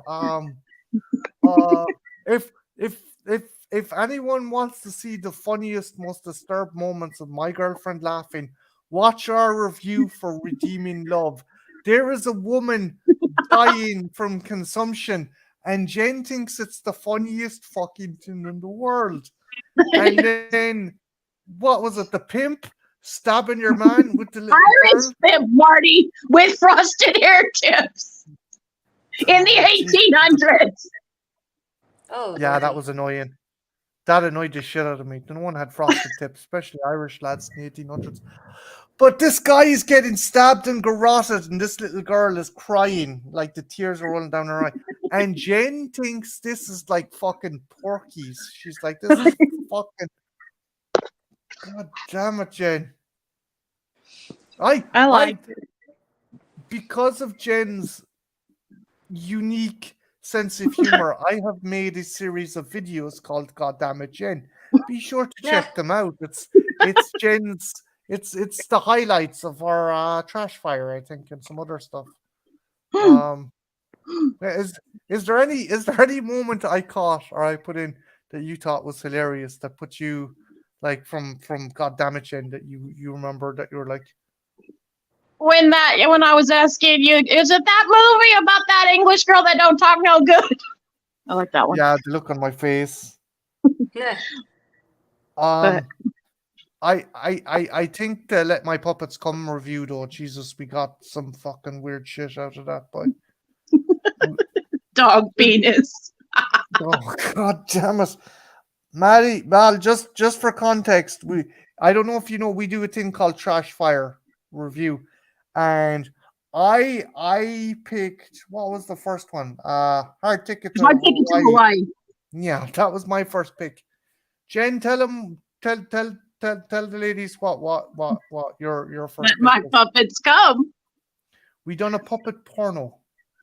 With bestiality, Marty. Don't forget the bestiality. I remember you mentioning that. Yeah. That fish shouldn't have sucked off that guy. That was just it's just anyway. Again, deviation. That happens a lot. Well, have you any favorite Asian horror? I've been trying to think of what really stands out, and I mean, does like Korean stuff count? Yeah, no. Oh, well, yeah. Asian, all Asian. Encompassing. I mean, everything From I'm any- thinking of is I kind don't of know. like mainstream and stuff. I'm sure you It's guys cool. talked about like Train to Busan and stuff Actually, like that. I may have missed No, that. no. meaning, That but pro- I don't Did- think we did. go- That was a lot give of us fun. a I've rundown watched on why all you of like it. it and why you think it's good. Huh? Give us a rundown on what you think of it and why you think it's good. Why you think people should check it out. It's takes an interesting approach. I mean, I would say on the whole, there's almost nothing that you haven't seen someplace else, but here it is all in one place, if that kind of makes sense. And Yeah. you know, there's some interesting, you know, character arcs and stuff like that, as well as just like some really good scenes where like they get into the terminal and they're, you know, kind of like, oh look, a bunch of soldiers, and all the soldiers turn around and they're just all zombified and they gotta get back out of there, or just, you know, the idea of like, you know, usually it's like buildings with, you know, an entryway or an exit or something that's blocked off. In this case, you got like a whole train and people running around it and trying to get back on it and off of it. And then, of course, you have like the, you know, maniacal evil, well, kind of what turns into like the maniacal evil just in it, you know, trying to save his own ass kind of The guy. dickhead businessman. Yeah. Exactly. He's just going to screw everybody over. He doesn't really care. And it's like more based on his principles. And you're like, what are you really going to do? You need these people to survive and you're screwing everybody. You know, it's a good one. And also just, you know, armoring up and pushing through kind of thing. I think they did a better job with that kind of stuff than, you know, like the remake of Dawn of the Dead. You know, it's like, okay, we can outfit this bus and, you know, go over there and try to do whatever and chainsaw through a wall. But this is like, you know, we're going to tape ourselves up with whatever we can find and, you know, figure out how these things kind of move and get through doors and stuff. It's a fun one. It is. I thought it was fantastic that going through the tunnel sequence using the darkness. to get Yeah. through. Yeah. And, you know, I gotta say, like, the kind of zombie craze died down there for a while. I think people were sick of it. But then Korea came along and injected it in the arm. I don't know if you've seen Kingdom. If you like Train to believe I Busan, have. yeah, if you like Train to Busan, it's a period piece set in medieval Korea. Then you obviously have Train to Busan, but you also have All of Us Are Dead. Really, really good series. Definitely one you got to check out. And what did you think of Peninsula? Peninsula. I'm not sure. That was the sequel. Oh, that was the Yeah. sequel. Yeah, I did see that. It was okay. It picked up where things kind of left off. I liked that, and it was fun. I mean, I can't think of anything that really particularly stands out about it. I really enjoyed the first one more. Yeah, no. That's what everyone says that I've heard. I've heard everyone say that. Peninsula is more kind of head-on action oriented. It's like for me, Peninsula is like if someone crossed 28 days later with Escape from New York. Yeah, that's fair. Yeah. You know what I really want to check out? I haven't seen that everyone just seems to love is One Cut of the Dead. Christian loves that movie. My son loves that movie. I've heard it's very unique, so I want to check What's the it premise? I didn't like it. I didn't care for it. But Christian, I wish he was here because he could explain it. It's okay. I didn't like it. I thought it was too long. I thought it was too damn long. And they kept that's a movie where they kept faking you out like you thought it was over and then they drug you back into it. And I was just thinking, oh my God, if this doesn't end soon. What's that Dollar Tree rate? Is it something like, and like, don't spoil it completely, but is it something kind of along the lines of like they're making a low budget zombie movie and then it actually they encounter real zombies or something? Okay. Yeah, and don't listen to me. Like Christian loves it, and a lot of other people do too. I'm in the minority, but if I'm gonna be honest, it was too long. But my son loved. Oh God, he loves that movie. He adores it, as a matter of fact. So go in with your own thing, but it was all right. It was at Dollar Tree. It was totally at Dollar Very Tree. Briefly, I never saw a copy of it there. I would have snagged one. But Actually, for reading it at Dollar Tree. round table question. I'm going to start with Cara. Cara, do you think the zombie genre has ended? Has it's run out of steam? It's done, finished? Is there any other places we can go with it, or is it kind of like the I don't craze think gone? I don't think it's really done. Like every few years, there's a resurgence, but it also gets reinvented or reimagined. So it's never really the same zombies. And then you also have like that variety of the virus zombies, which I don't consider actual zombies. Yeah, we're getting 28 years later. Danny Boyle and Cillian Murphy are coming back for 28 years later. We were supposed to get 28 months, but they're getting more of Return of the Living Dead at some point as well. Yeah. I always wondered if the 28 was going to do another film. Yeah, I was kind of wondering where they were going to go after the last one with mainland Europe being overrun. They kind of explain it, but it's not official. Fox Searchlight and Boom Entertainment done a really cool comic art series. The art was done by actually a dude from my town, Declan Shelby. It was pretty cool. If you get a chance, check it out. But yeah, I suppose zombies can always be used as a kind of metaphor for politics or social issues or virus or media or different things. So yeah, you're dead right, Cara. It's like it's just what the flavor of the decade is, and you can kind of attach them to that. Maddie, Val, what do you guys think? Do you think the zombie genre is kind of like shuffling to its end, or is there still life in the rotten corpse?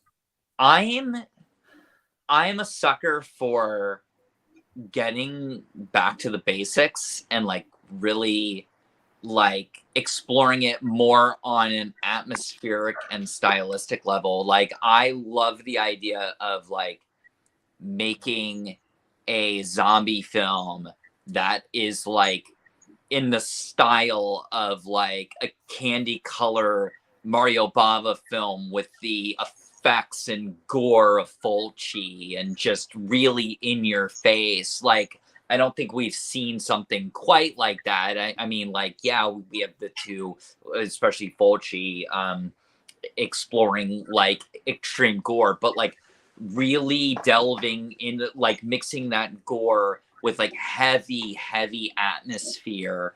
And I just enjoy that kind of stuff. And I'd love to see just kind of like a back to basics. And we kind of watched a back to basics the other night. Now, it wasn't a zombie film per se, but Splinter. You like Splinter? You showed me Splinter, and Splinter's kind of like a virus zombie film, and it's like they're kind of like stuck in a gas station. I'm not gonna spoil anything, but I seen Splinter. Splinter's pretty cool. It's I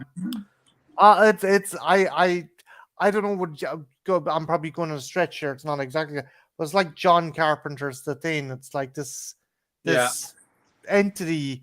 They kind of hint it's cordyceps. It's some kind of fungal cordyceps. Well, that's what I was going to get into. Is we've really, in my opinion, very few films have done fungal zombies, right? And I've worked in mycology and just in general, mushroom enthusiasm for quite a long time. So I, being a fan of zombie movies for a really long time, I've been really waiting for it to hit.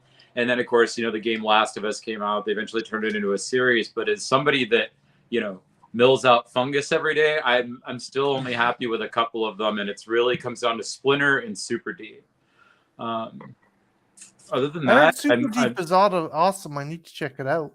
Yeah, but I think there's still a lot to explore there as people actually understand the concept of Ophiocordyceps and stuff a little bit better. The Girl with All the Gifts was fairly okay.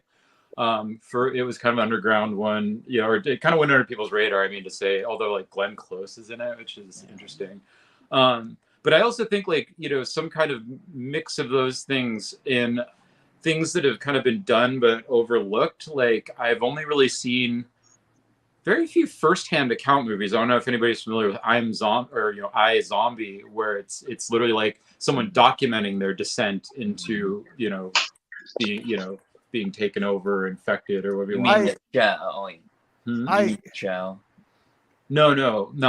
I mean, that was kind of similar, but there was actually a movie. It was re-released through Fangoria in the mid '90s. I've never seen it on DVD. It was only on VHS, and it involves a guy. It's actually kind of a depressing film, to where he's like getting ready to marry the girl he loves and all of this stuff, and he's like a photographer, and he goes to some abandoned kind of wooded area with these buildings to photograph, and someone stumbles out and bites him, and he doesn't know what's kind of going on, and he for whatever reason kind of sequesters himself, and he's keeping a diary.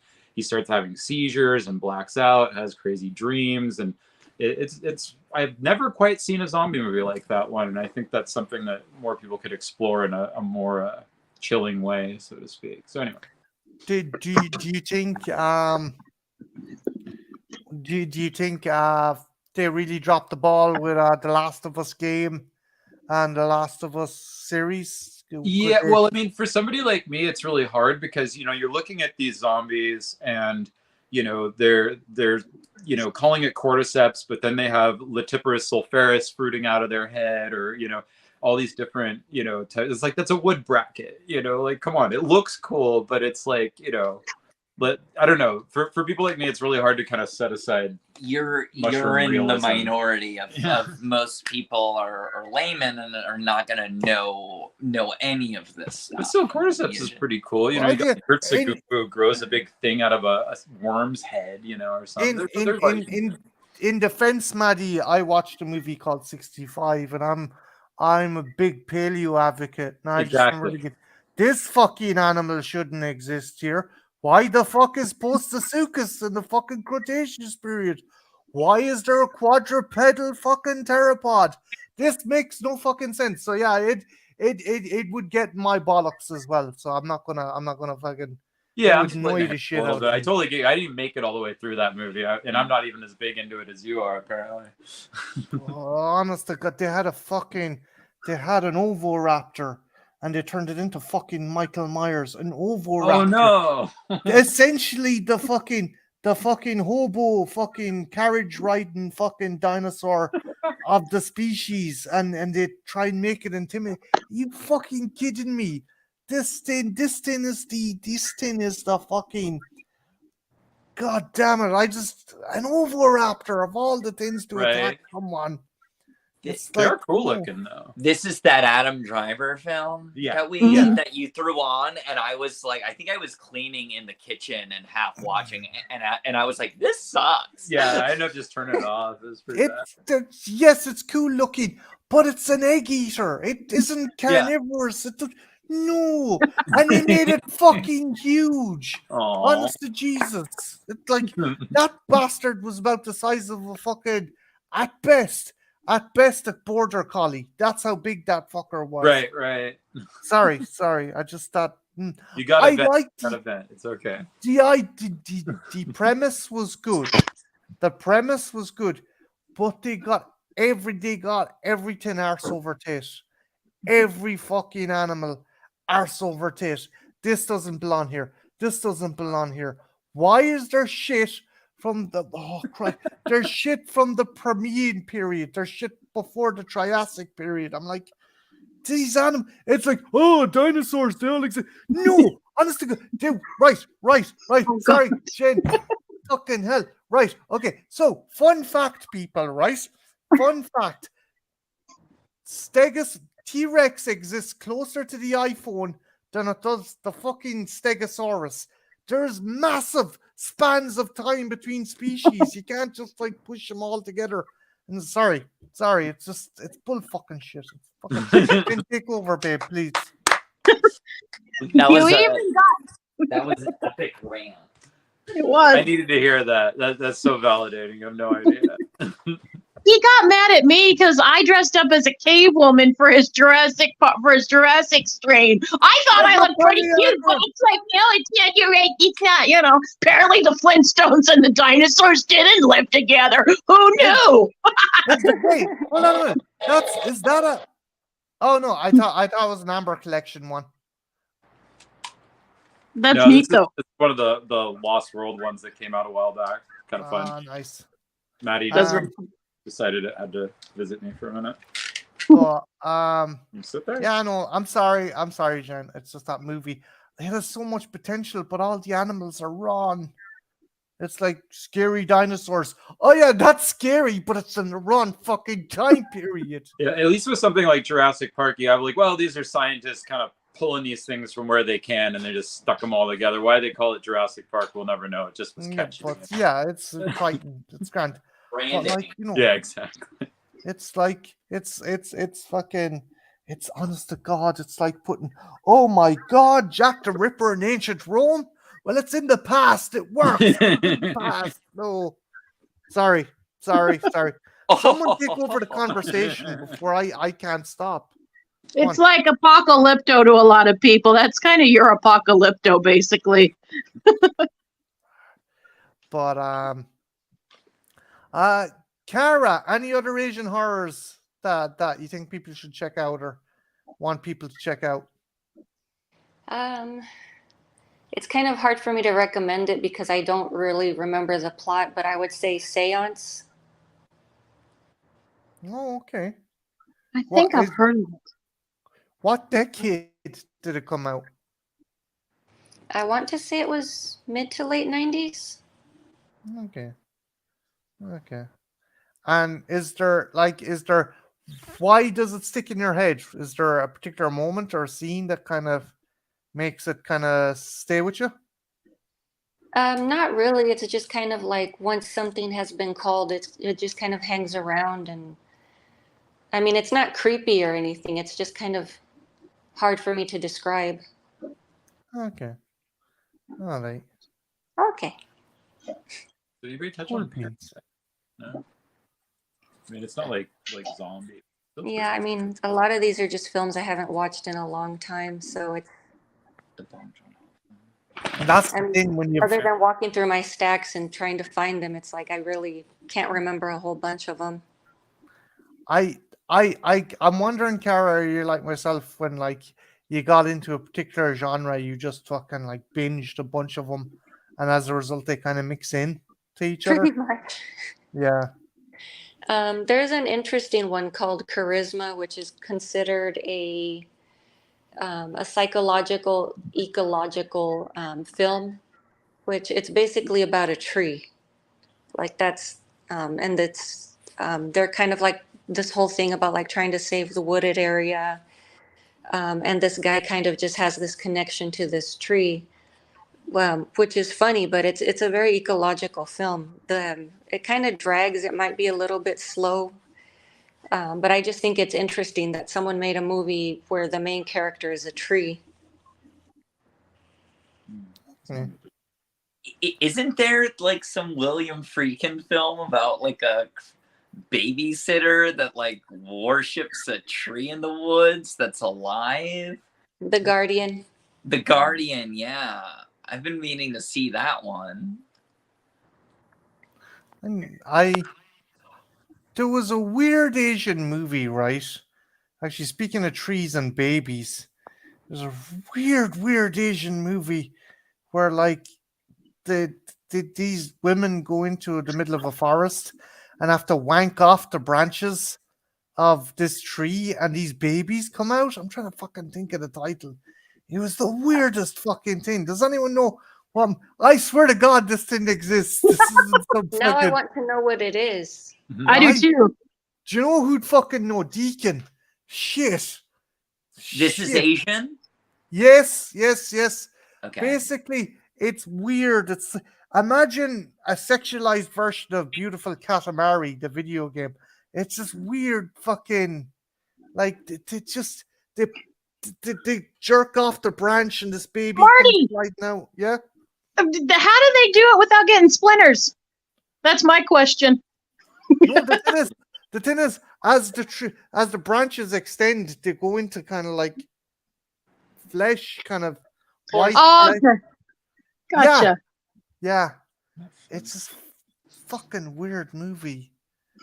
I remember I saw a clip of it and I was like, turn that fucking off. I remember I was at a house party and one of the guys stuck it. I was like, turn that fucking shit off. I was like, Christ. But yeah, sorry, no one obviously knows what I'm talking about.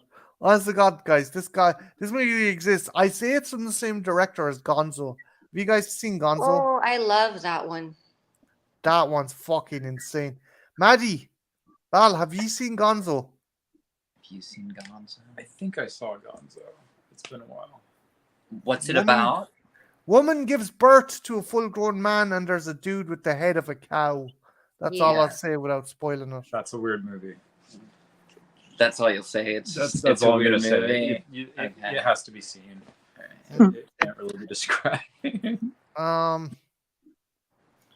There's a couple other ones, just like Tokyo Gore Police, which I fucking love. Oh, yeah, that's classic. Everyone loves it. That one's awesome. Machine Gun Girl. Yeah. Trying to think. Tetsuo is a little bit of an older film again. I think that's a really interesting movie, and there's the sequels to it as well. Like, and that's like more into like body horror and like kind of like avant-garde with the editing and stuff. But I think that's widely considered horror. Tetsuo Christian is big into Tetsuo, and I'm a big fan of it as well. There is kind of a spiritual successor in a movie called The Meatball Machine. Oh, I've seen that. I don't think I have too. It's it- weird. Yeah, it's Oh, crazy. yeah. It's Not a bad, scary just weird. I'm not into the whole like salivating and spit and all that other crap, but other than that, I like it. Yeah. It's visually very interesting. Just visually, it's an interesting movie. Yeah, we saw that a few years back. It's interesting. Hell Weird. Driver. Trent, you just put up a premise for a movie that actually I think sounds awesome, but is kind of like 65. Someone needs to make a movie of Nellie Ness trying to stop Jack the Ripper with the help of Billy the Kid, Jesus, D.B. Cooper, and Johnny Appleseed in ancient Rome, and they have to travel in a camper van. Okay, Trench. That's it. Yeah. I'd watch it. It's Yeah. a shame. It's a shame the writer strike is on at the moment. Yeah. Well, I mean, you could just feed all of that into AI now. You know, That's Jesus true. Christ. it's like the I setup. don't yeah. know. Who knows if it would make a better story or a worse story? That's the curiosity. Yeah. Ethel, I'm going to send you the link to this because I know you want to jump on. Hang on. Because she has a couple of titles to discuss. I hope I'm not being rude by doing this as well. I don't want anyone thinking that I'm ignoring anyone or anything like this. Jen, is there any other movie? Actually, what's the most fucked up Asian movie you have ever seen? It Bar Red depends. Pill. Red to Kill just is heartbreaking. Strange Strange Circus is one that I would highly recommend. I don't know. Like I probably I love the sadness. I don't. But again, it depends on what your palate is. What fucked up to me and what fucked up to somebody else standing next to me would be two different things. But I love this. I can't think. I don't know. When I see the movie, I'll tell you. I guess I haven't come by the most fucked up thing yet. Although seeing a woman puke into a bucket just because I have a real thing with vomit. Audition that scene just and that's one that has always stayed with me. Oh. But Hey, is Jen, it a which is- bucket? It's more like a bowl, right? Yeah, a dog bowl kind of thing, and it just Kind of goes hand in hand. Yeah. Sure. And she feeds it, and it's just, and I have a real thing with when people are, when I have kids, so of course I've had to clean up my share of vomit and stuff, and it's just, there's something about it. I'm not someone who gets, I don't want to come across as ew, but ew. I have a question. Jen, which is worse, vomit or lung butter? I hate you, Marty. I fucking hate you. It's the combo. It's the ultimate. Oh, Mm. What was shut that? up, Marty. What the fuck's wrong? Lung butter. Little white nodules that sometimes come out of your. Oh yeah. Okay. Yes. Okay. Or Whenever. as a friend of mine once called it as well, chicken soup of the septum. Oh. I'm leaving, I love Marty. you, babe. I love you, babe. Mhm. Okay. Just for that, isn't it about time for me to pick a movie too for our trash fire? I'll No. remember this. Yeah, I think it No, is. It's my fucking pick. Last movie we watched was Jack and Jill, Oh yeah, that's right. and it wasn't that terrible. I thought it'd be shittier, but no, it wasn't that terrible. Yeah, I actually. Caro, in your opinion, what's the most fucked up Asian movie you've seen? None come to mind right now off the top of my head.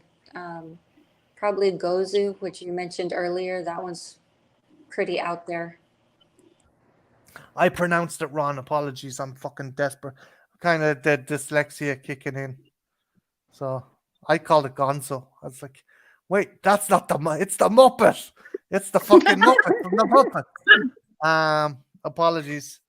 The chicken lover? You know he fucked that chicken. Oh, he did. That chicken. Yeah, Jesus. That chicken. But then you have breakfast. You can have sex and breakfast. Sexist. I still got Cloud Zero. Yeah. That was talked about earlier. Oh, yeah. That movie is brilliant. Ass! I love that fucking movie. It's just ridiculous. Zombies, aliens. Jesus Christ. It's the gift that keeps on giving. It is a fun one, yeah. Right, I'm going to jump off the topic, not that we already have it already, of Asian horror movies, and just anyone shoot them out if you think any. Our favorite fucked up extreme movie doesn't have to be horror, doesn't have to be action, doesn't have to be anything. Just a fucked up movie in general. When like what's like Dogtooth or like Gummo. Is dog? I mean, I guess Dogtooth is fucked up. I saw it at a film festival when it came out, and I thought it was great. I had there were some older women in front of me that like got up and left halfway through, and I'm like, oh, is it because of the brother and sister watching each other masturbate or whatever it is, or but what came to mind? I actually don't like. I'm gonna say like most fucked up movie that like I don't enjoy watching any of them. I'll mention Martyrs, but one I actually revisit is Pasolini's Salo. I've seen that a few times. That's definitely pretty messed up. Yeah. Girl Next Door was pretty crazy, and the sad thing is it's a based true on story. true events. Yeah. And based on a Jack Ketchum as well. Mm-hmm. Did Lucky McGee do an adaptation of that as well? No, this one. Yeah, look. Sorry. Was it? No, I don't. Was it Lucky? I don't think so. I don't think. I could be wrong. I can't remember, Marty. I can't. But it's a good one. I think Lucky McGee done his own version, but there was another one done that was closer to the book with Ellen Page. Yes. There was another one. And they're both really good movies. Like I would recommend seeing. And I can't remember the name of that one either. But yeah, there was Ellen Page. I actually like that one a lot. Or Elliot Page now, but yeah. Oh shit! Apologies. Trying to think. Is there any other kind of fucked up ones? Obviously, Martyrs, but everyone says Martyrs. Serbian film is great. I'm one of the few people that love Serbian. I did too. Very few people do and stuff. And I'm not, before, I think everyone in this group knows, but I feel like I have to. I do not condone the subject matter in that at all. But I am one of those horror fans that like, okay, if I'm a horror fan, I'm a horror fan and I'm going to watch this. I stayed away from it because everyone knows probably the most famous scene in that movie. And I do not condone that at all. But I thought it was a brilliant movie. I loved that movie. Yeah, it's well written. I mean, it's a very good film. The characters are very well developed. The road to hell is literally paved with good intentions. Yeah, but yeah, that ending scene. It's because that guy's been through so much already, and then just that final blow. Mm-hmm. Yeah. Have you seen that, Maddie? Have you seen Serbian movie or? Is that Serbian a movie? I have not seen a Serbian film. You mentioned Martyrs. I've seen Martyrs, but a Serbian film has kind of scared me away from it, so to speak. I understand. A lot of people feel that way, and it isn't just the one scene that everyone knows about. There's a few scenes that are pretty disturbing in it. I love it though. Mm-hmm. I'm definitely willing to check it out. I've heard more than a fair share of people that say that they find something in it that's worth talking about. So there is, and I will say, like the scene is not like considering it's one of those things. It's like a Texas Chainsaw Massacre where it doesn't show, but it's a horrific idea, but it handles it as tastefully as you can handle the subject matter. It's not, because I was worried about it, and it's horrifying what it is, but they could have done it. They could have butchered the job, and they didn't. So. Mm-hmm. Antichrist is a fun movie. I love Antichrist. I like that. Yeah. Brilliant film. It took me the second time watching it to really, really like it. But when it hit, I think it's a beautiful film. What was your interpretation like? Because so many people give so many different ways they read the film. How did you take it? Always love to hear this. Oh God, I don't like to quantify it too much. I just look at it as grief and without spoiling things, like being kind of like freedom at the end of the film and letting go after something horrible happening to this couple. What I imagine is the worst thing that could happen to someone. And what I still haven't quite figured out yet is the relation to nature. Yeah, the thing is, I kind of look at it as like the toxicity of a relationship, but the primal urges are keeping the couple together, and it's incredibly destructive as a result. That's what I kind of see it as. Well, they're coping with something horrific that happened to them, and probably just trying to work whatever heartbreak is out of their system.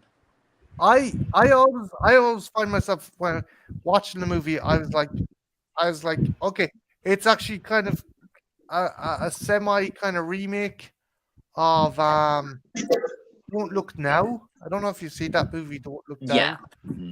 But it's kind of like that. The couple go away to try and get over the loss of their child, which may or may not be their fault.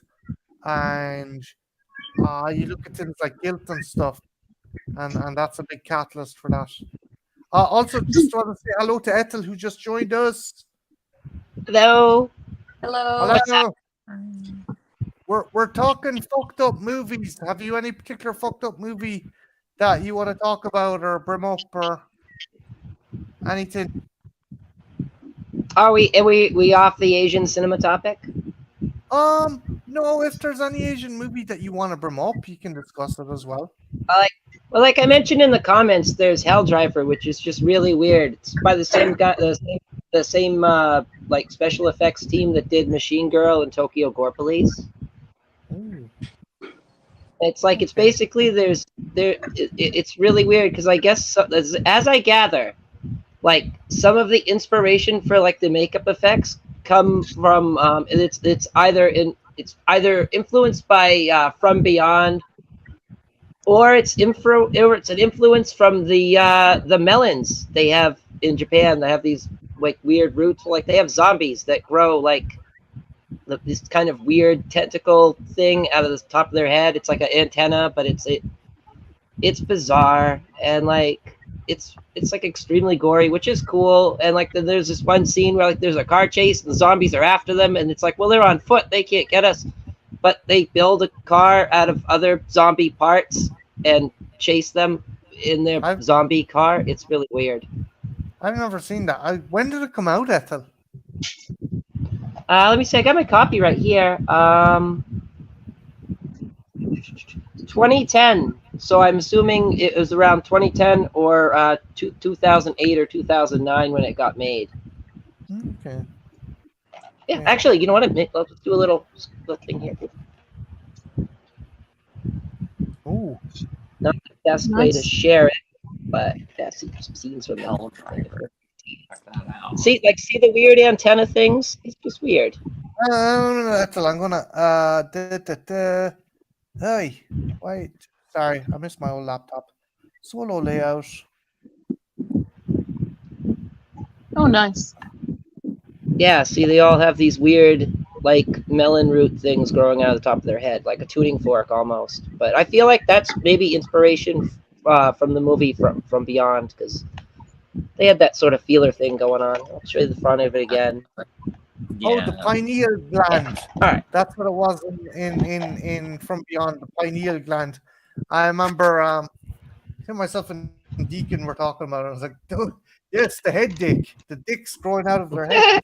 But yeah. I need to check that out. If Ethel, if you had to pick two, is there any kind of messed up movies that you think more people should check out? So, I'm probably putting the spot now. We're expecting one genre and you got another. No, it's all good. It's all good. There's a lot of weird shit. I don't know if it's like man, I don't know, like right on the spot, off the top of my head. I don't know. Give me a few minutes to think about it, but yeah, I don't know, because I've seen a lot of weird shit. Irreversible's another one. Yeah, Irreversible is fucking crazy. That Yeah, was but so. that's another For once and never again. That was such an that's assault all you on need the to see it. senses. I definitely think I'd broach that in another stream, maybe something to do with French Extremity. Because would you say it kind of classify into that kind of wave of cinema, Jen? Yeah.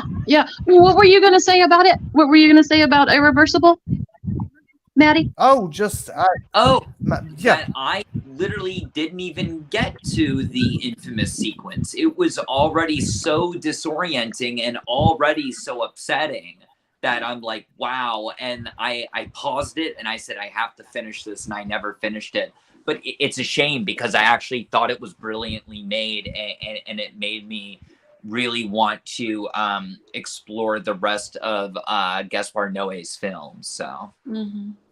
He has an interesting filmography. He does. I Stand Alone is another one. I actually think I prefer that one. That one is the one that I don't think I can watch. I really want to see. I want to finish Irreversible. I want to see Enter the Void, and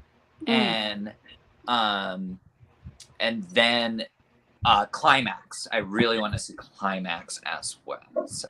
Visually, that's an interest. I didn't care for the movie, but it's shot. God, some of the shots in that movie, it's worth seeing just for that alone. Mm-hmm. And then I would also, of course, check out Love. Yeah,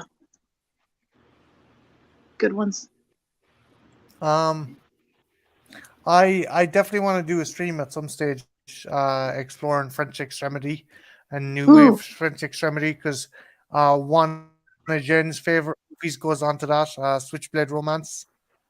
Yeah, I haven't seen that. And High Tension. It goes under High Tension as well. Ah, okay, yes. Sorry, Kara? Yeah. No, it was Jen and I. We were talking back and forth.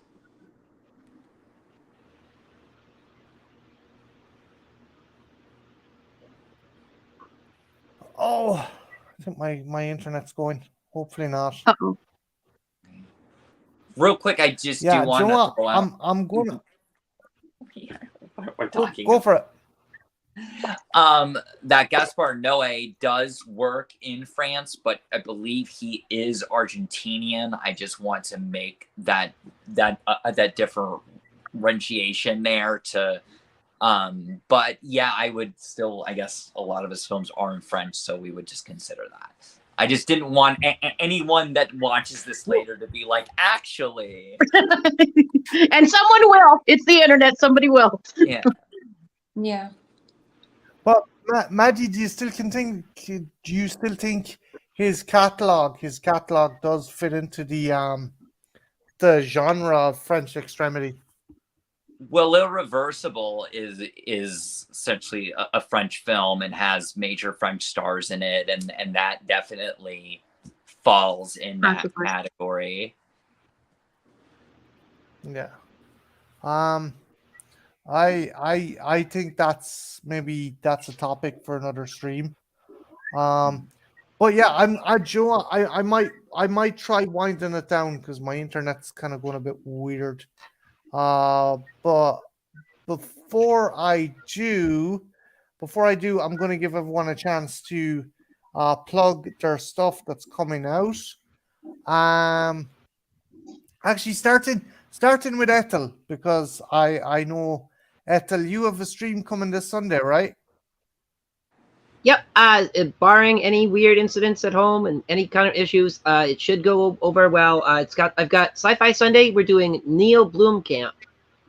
So we'll be talking about specifically Chappie and District 9, because those are his two best known films. And I just thought, hey, why don't I talk about a director for once?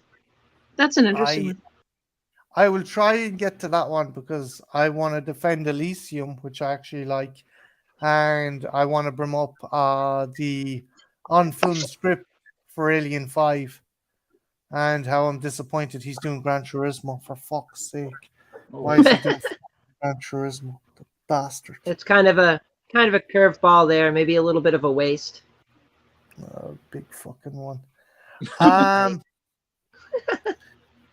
But yeah, no, that definitely tune in on Sunday for Ethel's stream.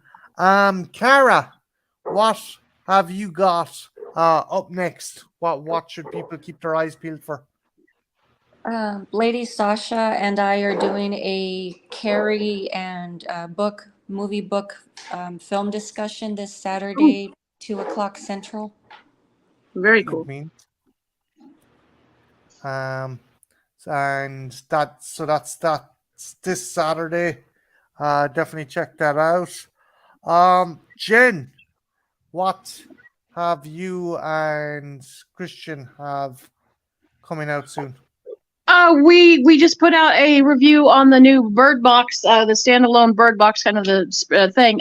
That's out right now. What we're doing, we're just doing movies where we don't really have a plan. We're just like we're going to try to get our best films of '93 out, because with everything going on, we just haven't had time. But there's some films we need to watch, so that's kind of up. Just stuff, and then we do a trash fire. We still have the porno to do, darling. I know, but that's a can I'm gonna keep kicking down the road as long as I can. Well, there's a French porn that you could watch called Flying the French Way. Ooh, international. Yeah. Yeah, we can try and fucking coast bias being cultured by doing fucking French porn. I can wear a beret, Marty. I can wear my beret. Wee! Wear your beret anytime. You don't have to. Never mind. Maddie, I know I asked earlier on, but if you want to just give a quick kind of refresher on what might be coming and why it might be slow to come and with the new gig and stuff for. Yeah, it might slow down a little bit, but we got some stuff to film. Also, I want to add an addendum. I don't remember if Noe is Argentinian or Chilean. I just want to throw that out. I think he's Argentinian. Anyway, we got the. He's definitely not French. We know he's not French. Okay, great. We got the Silent Rage review coming. We got some other things that we've watched recently that we can shoot a review on. Yeah, we have a whole stack going. So we'll film more stuff and post stuff and maybe do a live stream at some point. Cool. You all make good stuff. You guys make good stuff. Watching that he done was really fun, I thought. Which one? Was it Halloween 3 or I'm trying to fucking think. 6, yeah. 6, sorry. Yeah. But, it was your your t-shirt confused me. You got a t-shirt, I think. And you got figures. Did you get the NECA? The birthday unboxing. Yeah. Sorry about that. Yeah, that had Halloween 3 figures in it. Yes. Okay. Yeah, that was my birthday video. Yeah, that was our latest video. But yeah, that was a fun time. That's what tripped me up. But with that, I'm going to end it here. But make sure to check out everyone in the stream. Make sure to check out Cara's channel, Maddie's channel, Jed's channel, and Ethel's channel. And I want to say a big thanks to Ben Grimm, Dan, Filthy Dan, the Department of Fear. He was in the chat. A good friend of ours, Trenchy, the Soulless Trenchcoat. Ethel was in the chat. She's here now. Scott, the Scottish Geek. Dice Roland, the awesome Dice Roland was in the chat. We had some guy giving us a haiku. I still don't know who the fuck that is. I don't even know where their haiku is gone. Seriously, it sounded like a haiku. Man, where's it gone? I need to find it again. Did they actually take it down? Holy shit. I looked for it. I couldn't find it. What was it? What did it say? Could anyone remember what they said? It was some weird haiku. All I remember is yellow. Yeah, me too. And a smiley face, I think. Yeah, yellow person.